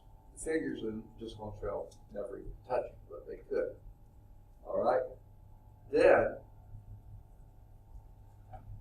the moment, if you're using that terminology with respect to the x-axis, would be your with respect to the y-axis would be the x times the difference of f1 of x and f2 of x times delta x. Okay, that would be your moment. Okay, you sum all of those up and then divide by the total mass, and that gives you a moment for that system. If it's a uniform density. Okay, so that's this figure then went with this equation. So you have your linear area mass density, the integral x equal a to x equal b, the distance x times your f of f1 of x minus f of 2 of x. Hope you don't get tangled up and flipped over or something like that. Then that basically pictures what's going on there for you. Okay? It's just the difference in two function values, y values. All right.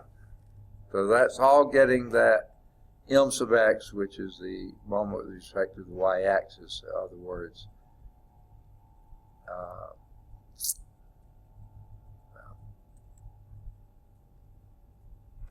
There could be, and are sometimes instances, and this is the top figure on page 458, where you actually have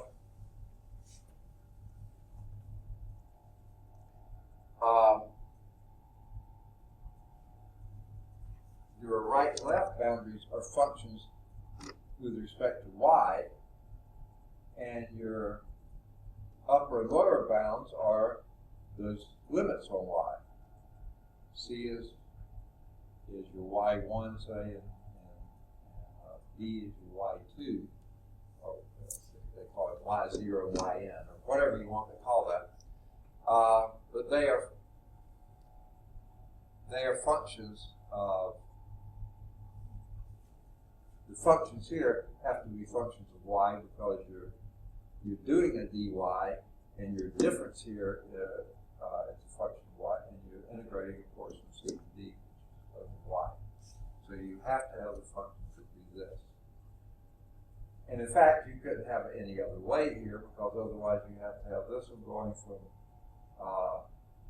G2 to G2, and then for y you're going from C to G2, and then for y you're going C to D, and then you're going from G1 to that value was called G2, and then after a while you're going from G1 to G1 in a different place there. And yeah, you don't want to do that. You want to do the easiest, which would be delta y or dy, and integrate from C to D, and have both of these functions as functions of y, and the difference between that is G1 minus G2, that's second. Okay. And beware, G2 is always greater than G1. In this case, G1 is greater than G2. I think with the F, no, they did the same thing on the F, sorry. Okay, I should have blown that up. I didn't think to, sorry. Okay. That wasn't very helpful, was it? Okay. Now,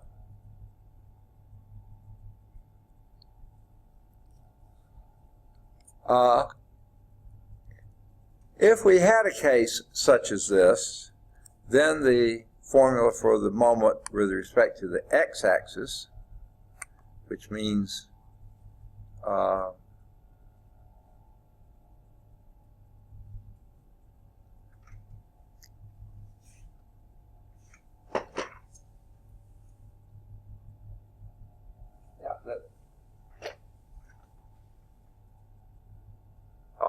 the only thing that needs to be changed here, okay, sorry, let's get rid of that for a moment.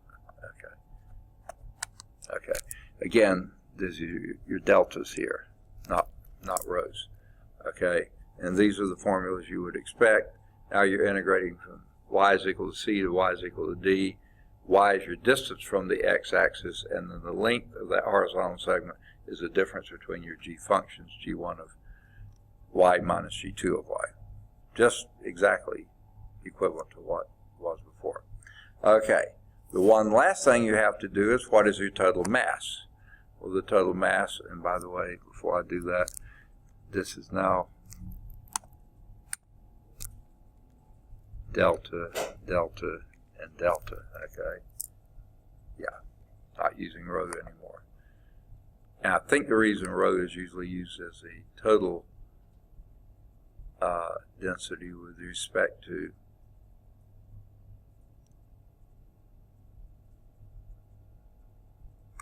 goodness, I can't get that to do it. Your total mass, and you can do them either way, whichever is more convenient for you. Your mass is your density times your area. Of course, your area is a variable, okay, and it is your integral. If you're doing the dx, is x equal a to x equal b. This is your length, there's your width. Density times area is equal to the total mass. Or if you were set up as a function of y, then do your strips dy's, and you go from c down here to d up there, and you do that's just like you did before. This is the length of the strip this way, and the length of the strip dy.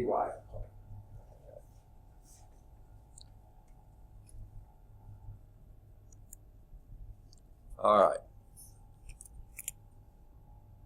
Ultimately, once you've calculated your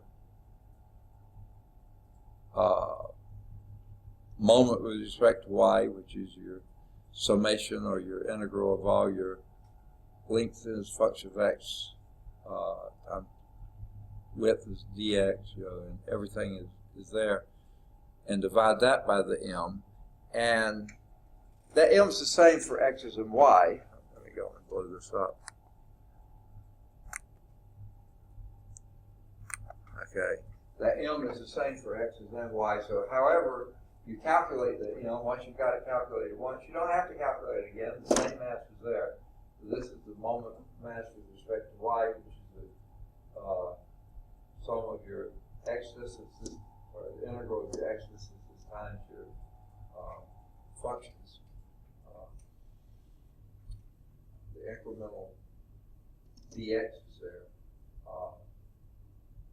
And if you were doing separately, not at the same time, the YCM, or our book calls it X bar and Y bar, okay? And the key here, this has a delta in it, that has a delta in it, the delta's good. They divide out, and you don't even worry with them anymore, so why mess with them in the first place, okay? If it's a lemma, you don't need to mess with it. Now, they don't show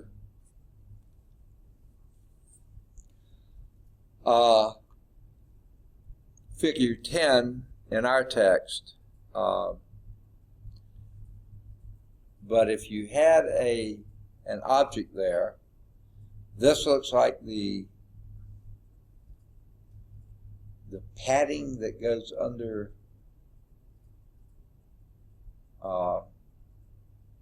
say a shoe in a shoebox, inside a shoe or something, just some sort of irregular shape here. Once you do determine that X bar and Y bar, then you can imagine if you, like Paul Anderson did, get right under that center of mass, you can hold it up with a very small amount of effort, okay? Very small. You don't have to worry about it tilting and falling. You're right on the center of mass.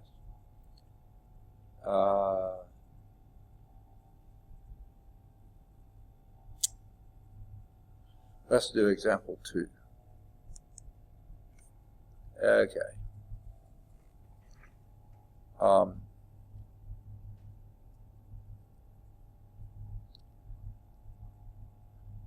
Before we hit example 2, let me, my throat has gotten awfully dry on me.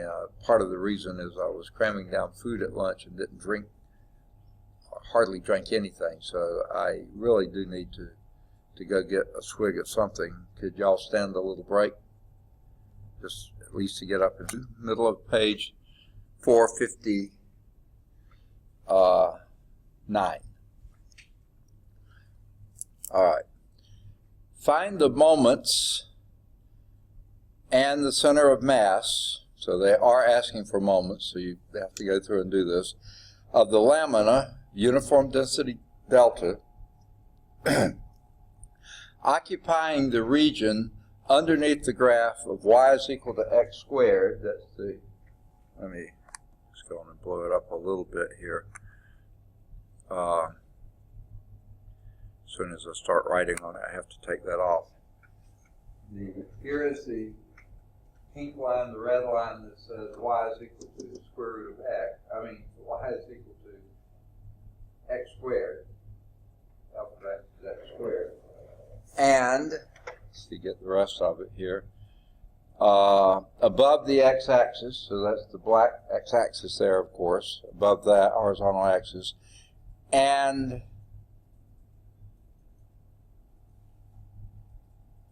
for the interval 0 less than or equal to x less than or equal to 2. So you're going from here, 0 to 2 here. So you're not going past there.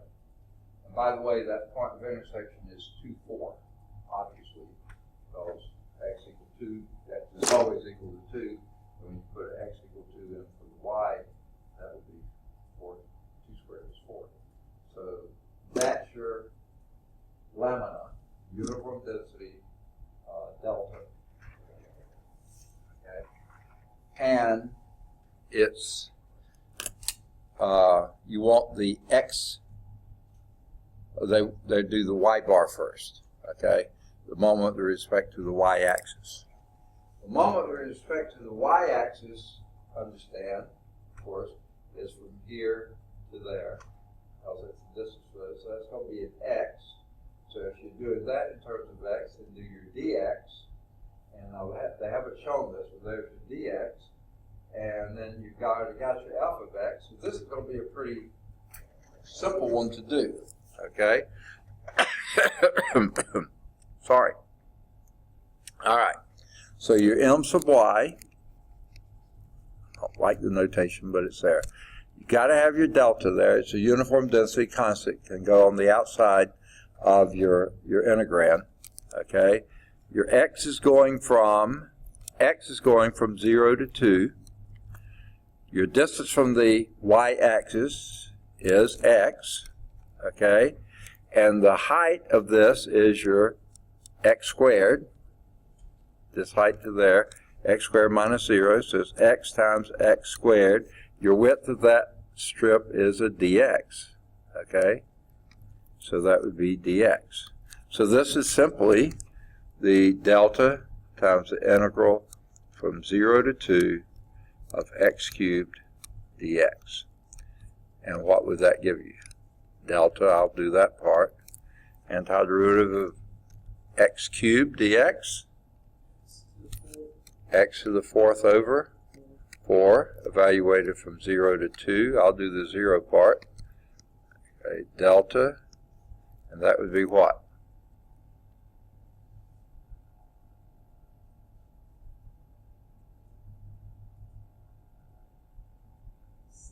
16 over 4 minus 0 over 4. Okay, so that would be 4 delta. Okay, pretty easy. It's just really straightforward. Now, then it says do the moments.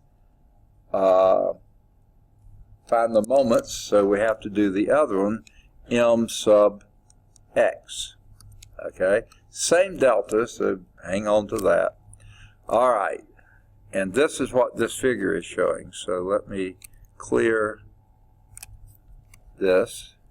Now we're doing delta y's. Okay, and let's just let that green bar be our thing. The thickness of this is delta y. The height is y, so that's not a thing. Oh, so say, oh, I thought that was my integral. The deltas, for one reason, rows are a little bit better. They don't look as much like an integral sign. Okay. Okay, now you've got to get functions of y. Okay. Well, this over here, x is equal to 2. That's a function of y. Okay. It has no y dependence at all. X equals 2. This one here, as a function of y, it was y is equal to x squared, so you take the square root of both sides, and you get x equals square root of y. Now, normally when you take the square root of both sides, you do plus or minus. But since you're dealing with the plus over here, you don't need the minus, so just do, if you had the whole parabola, then you might have to deal with that. You don't. You just have the positive half, so x is equal to the principal square root of y. Okay? So that gives you that. Okay? Your dy here, your y's are going from 0 to 4, as I pointed out earlier, not 0 to 2. Your distance, of course, is y. Okay, so that gives you 1y. And then your length here is actually 2 minus the square root of y. Okay? And then your thickness is dy. So there's your setup for doing the moment with respect to x, or the x moments, or whatever you want to call them. All right, now I'm going to do a couple things here. Of course, the delta stays. Now, let's distribute, but also change the notation. Let's change this to exponential form. What would that be? This part? Y to the 1/2. Now let's distribute that, okay? So that would be integral of 2y minus, and that part would be to the 3/2. Perfect. And then the dy. Okay? So that would be your delta, just like you had before. Antiderivative of 2y. Y squared. Minus, so what's the antiderivative of that one? Y to the 5/2 times 2/5. Okay. Evaluate that. I've left off my units here. From 0 to 4. All right. So that'll be a delta. Let's just, yeah, the 0 is not going to matter much anyway, so just do the fourths. What would the first one be? 16 minus, I'm going to write the 2/5 here, and what is 4 to the 5/2? Frankly, I find it easier to take the square root first. Square root of 4 is 2, and 2 to the 5th is 32. So it would be 2/5 times 32. Okay? So this will be your delta times 5 times 16 is 90, right? No, 80. 80 minus 85ths minus 64 fifths, which would be 16/5 delta, right? And that's what they got good for them. And now you only have to do one mass calculation. Which one you want to use? You'll use delta. Which you want to use? X's or Y's? DX's or DY's? Yeah, let's use the X's for sure, okay? Because those are so much easier. This time you don't need the distance. That's not necessary in the mass. It is in the moment, but not in the mass. So you're just doing the, let's go back to this one. It's the density, delta, times the length of this, which is x squared minus 0. It's just x squared, and this is again going from 0 to 2 dx. And that would be what?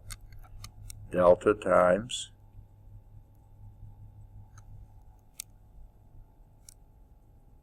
not that hard, x cubed over 3, evaluated from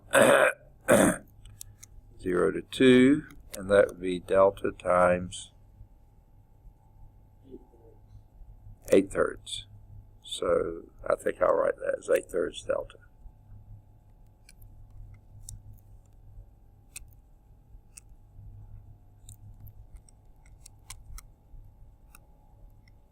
I can't write it all. Okay, 8/3 delta.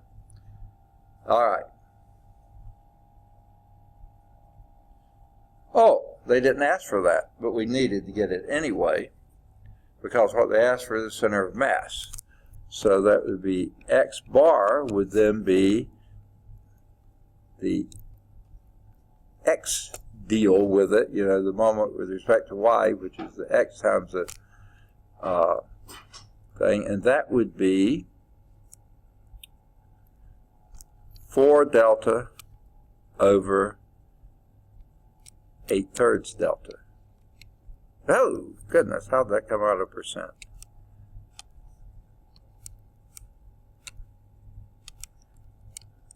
Okay. Well, this will be a 1 over 2. So that is and the deltas go off. So your x bar is going to be 3/2. Okay? Now, let's just pause a moment and see. That's 1.5. So here's 1, approximately there. 1.5 would be not far from where I did that. It's sort of lucky there. Okay, that's not, and that makes sense because you got to have as much mass on this side as you do on this side, approximately. You know, and that does look about right. Okay, let's do the same. The center of mass, the y component. So your y bar would be your m sub x, which was 16/5 delta divided by 8/3 delta. Deltas go out, 8 will go into 16/2, so this will be 6/5. Alright, now the y bar is, this is 4, there's 2, that's not far from being 1, so it'll be a little above that, so that will put you right about here. And again, that looks pretty reasonable. You got to have basically almost as much mass above as below. It's not exactly true, but it's pretty close to it because it's moments, not just mass, but you know, mass times distance. You know, the moments is above and below. So we got x bar was 3/2 and y bar was 6/5, and sure enough, that's what they got as well. Now, the other name for the center of mass of a lamina, which is a constant mass density, delta, is called a centroid. Now, you may hear me mispronounce that occasionally because I have to take a thyroid medicine that is synthetic, and it's called Synthroid. Okay, this is Synthroid. Okay, the H sometimes slips in there when I don't mean it to, but that's what we're dealing with here. Now,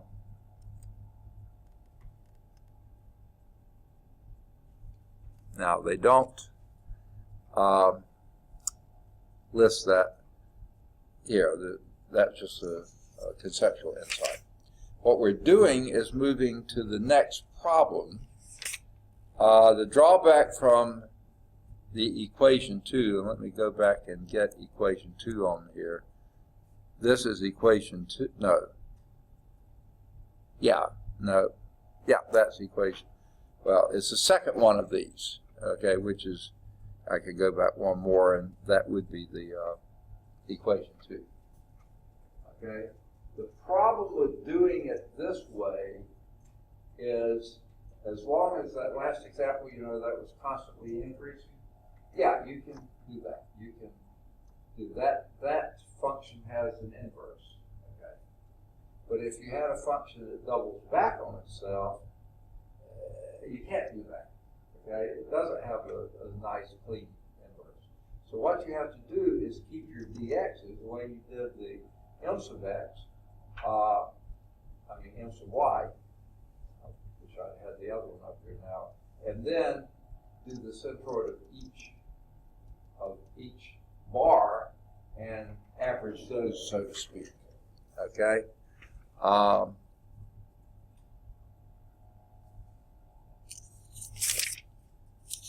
And that will be this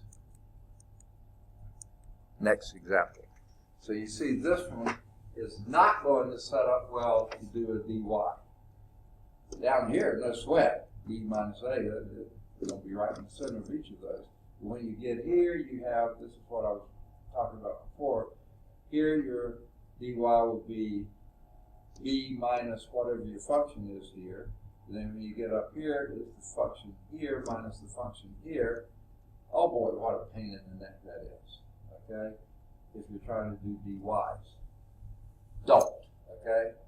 So what we're going to do then,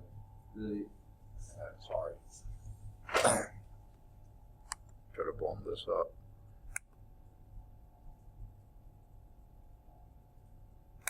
Okay. That strip, especially if you get a really small dx, okay, rather than delta x, it's going to be basically a rectangular, okay? The center of mass is approximately half the height, right? 1/2 f of x.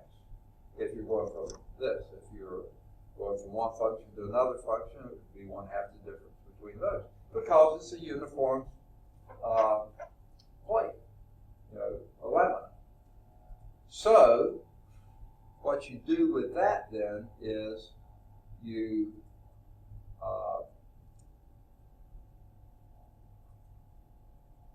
your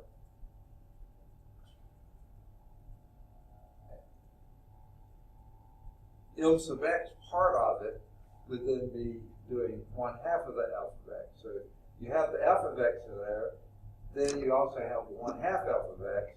So that basically winds up with, if you actually did, and in fact that's exactly what they do next, it winds up with the f of x squared, okay? All right. The 1/2 of this is if you can't do it as a function of y, it's either impossible or it's going to be very difficult or awkward to do several splits on it. You want to keep it that, then you have 1/2, and this should be the delta. I've already blown it up. That's your delta. Integral from a to b, just like we did before on dx. Now you have your f, and I would write this f squared of that. Don't know why this book does f of x squared. It's fine, but if I were going to do that, I would put that in parentheses and have a square on the outside. Because when you read that, even it sounds like f of x squared. No, it's not f of x squared is f of x squared. You have to do the pauses special. Or if it was difference of two functions like we've had before, it would be 1/2. Now, in that case, we haven't done this. Let's see if they have a figure for that. They should, but they may not. No.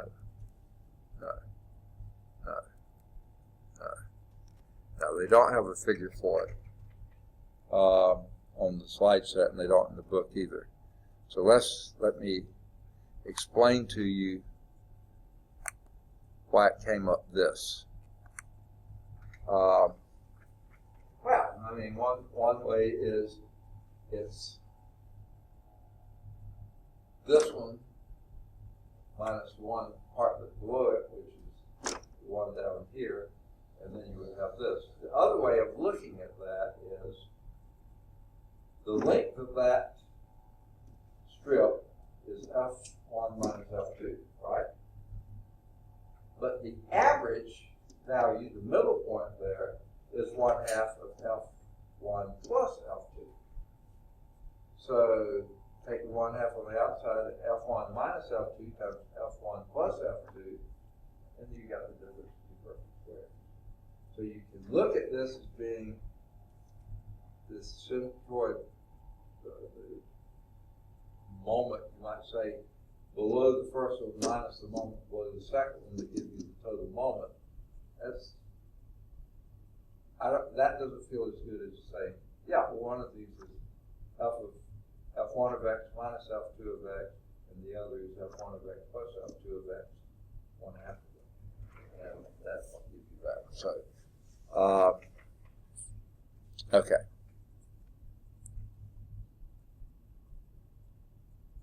I think they're ready for, or we're ready for example 3 then. And I believe that's the graph for it.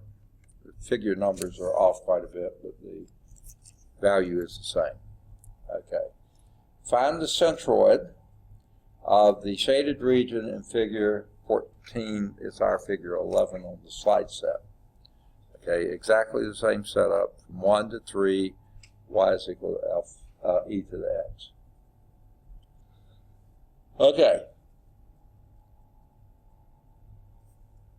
Now, why it's not convenient to do the dy's here is you have two intervals. One would be 1 to 3, or certainly you have to figure out what that value is, and then the other would be from here to 3 to the curve, so it would be 3 minus log y. You have to get it in terms of y, and it just is harder to deal with. So let's do it the second way we were talking about, using only dx's. Okay? What do they say to do? Find the centroid of that region. Okay? Well, they usually start with m sub y, but they don't here. They start with m sub x. So we will. M sub x is equal to, now this is the one we're doing the difference. Okay? But there's not really a big difference here. This is 1/2 the delta, okay? And guess what? Oh, finally, I was wondering when they were finally going to get around to doing this. Since we see that the center of masses, the delta disappears, and who cares about the moments anyway, okay, in a sense. So why hang around with the delta? I just couldn't figure out why they were doing it this long. At some point they say, well, let's just set delta equal 1. So that's what we're doing, so we're not having to worry with the delta anymore. Even though in the m sub x you normally would, but if you set delta equal 1, you don't have to anymore. So I've been waiting for that. I wondered why it was taking them so long. But here they have, the delta is 1, okay? Centroid doesn't depend on delta, and that's all we're looking for is a centroid. If we were looking for the actual moments, you do have to include delta. But if all you're looking for is a centroid, when you're calculating the moments, just treat it as if it's 1, because it's all going to divide out anyway. So it'd be 1/2 the integral of your f of x, and this is your y is equal to f of x, squared. When you square e to the x, what do you get?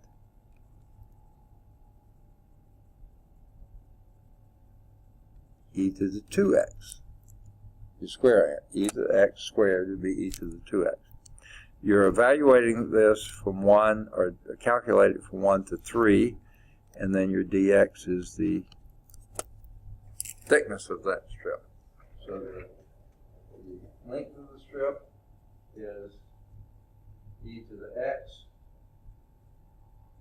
dx, and then the centroid, and that's what we're doing in terms of x, so to do that, is 1/2 of that e to the x again.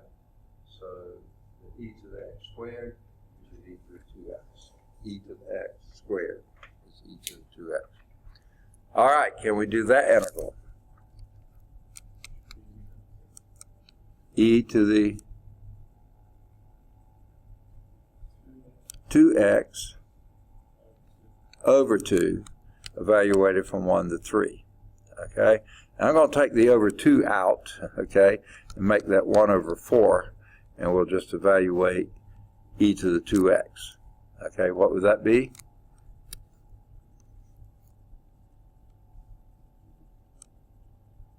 Two times 3 is 6 minus e second squared. That's it. All right. And that's how they leave it too. Except they write it over 4. I wrote 1/4 out in front. Okay. Now they're doing m sub y, which was the easier one. And again, the delta is 1, so we're not even messing with that. But that would be the integral. Again from 1 to 3, because you're doing a dx. But this time, what is your height there?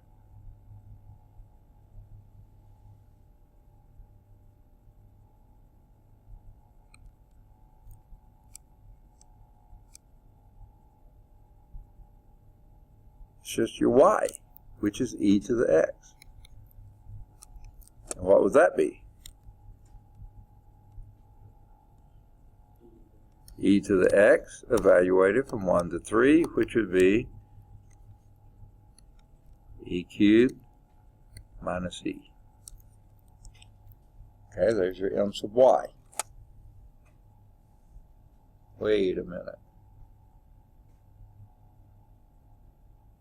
Oh, I'm sorry. I'm doing the math. Sorry about that. On this one, you have to do x e to the x. This one, the y was your f of x. So that's why you had the square in there. Now it's x e to the x. So sorry about this. We got to go back and redo that integral.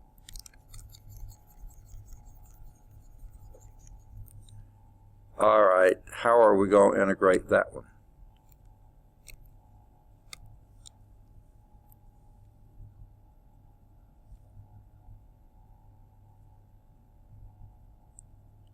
The distance from the y-axis, x, times the height times the thickness. How do you do that? By parts. So what would be what?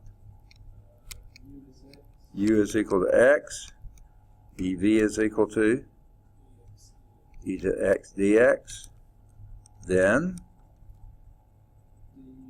du is equal to, and okay, did I hear e to the x? V is equal to e to the x. Is that what I heard? Okay, I don't hear well. Okay, and then what does integration by parts tell us? uv, which is x e to the x. You evaluate that from 1 to 3. Even though there's no integral there, you still evaluate it from there, minus your bottom line down here. And that bottom line is the integral from 1 to 3 of e to the x dx. Okay? So this will be 3 e to the 3 minus e minus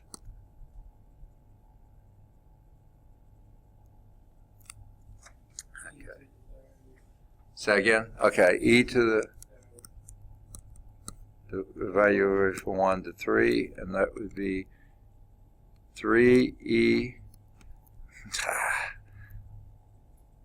cubed minus e cubed plus e, and that would be 2e cubed. Right? Yeah, I got it right too. Okay. The centroid, though, is the center of mass, which means this thing divided by the mass. These things divided by the mass. So you got to do the mass. That's why I started doing before, but I had it labeled for that. What is the mass?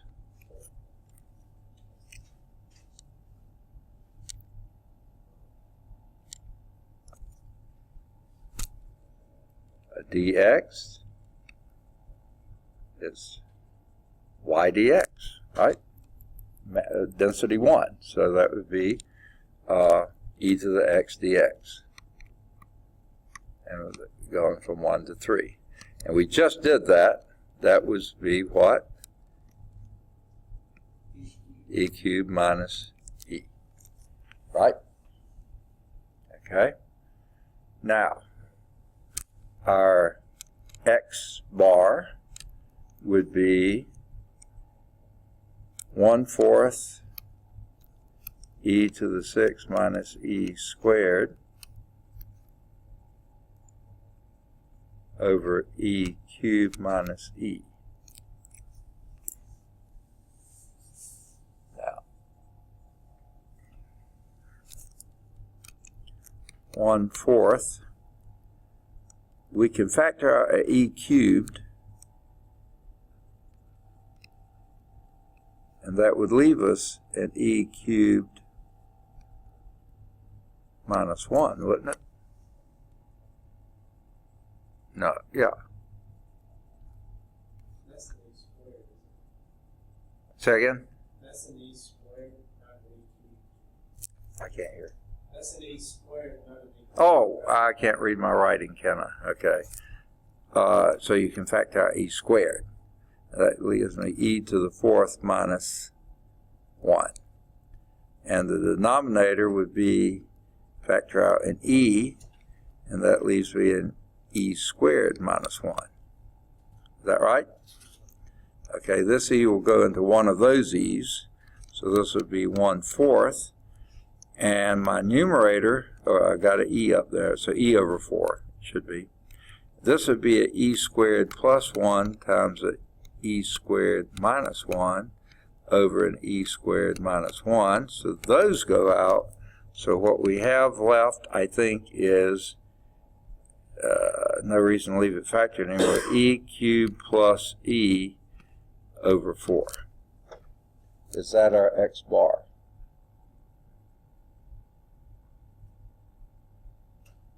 Well, not quite.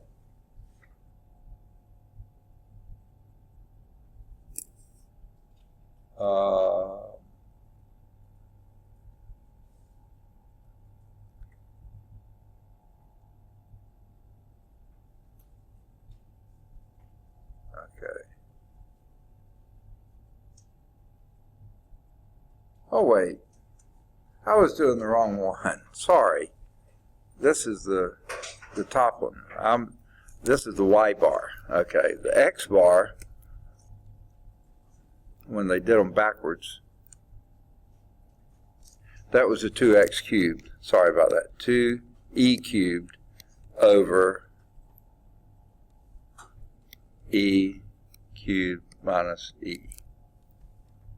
Yeah. That's the x bar. The y bar was then, now they didn't do any of the reduction. It'd be interesting to note, if someone got a calculator, do e cubed plus e,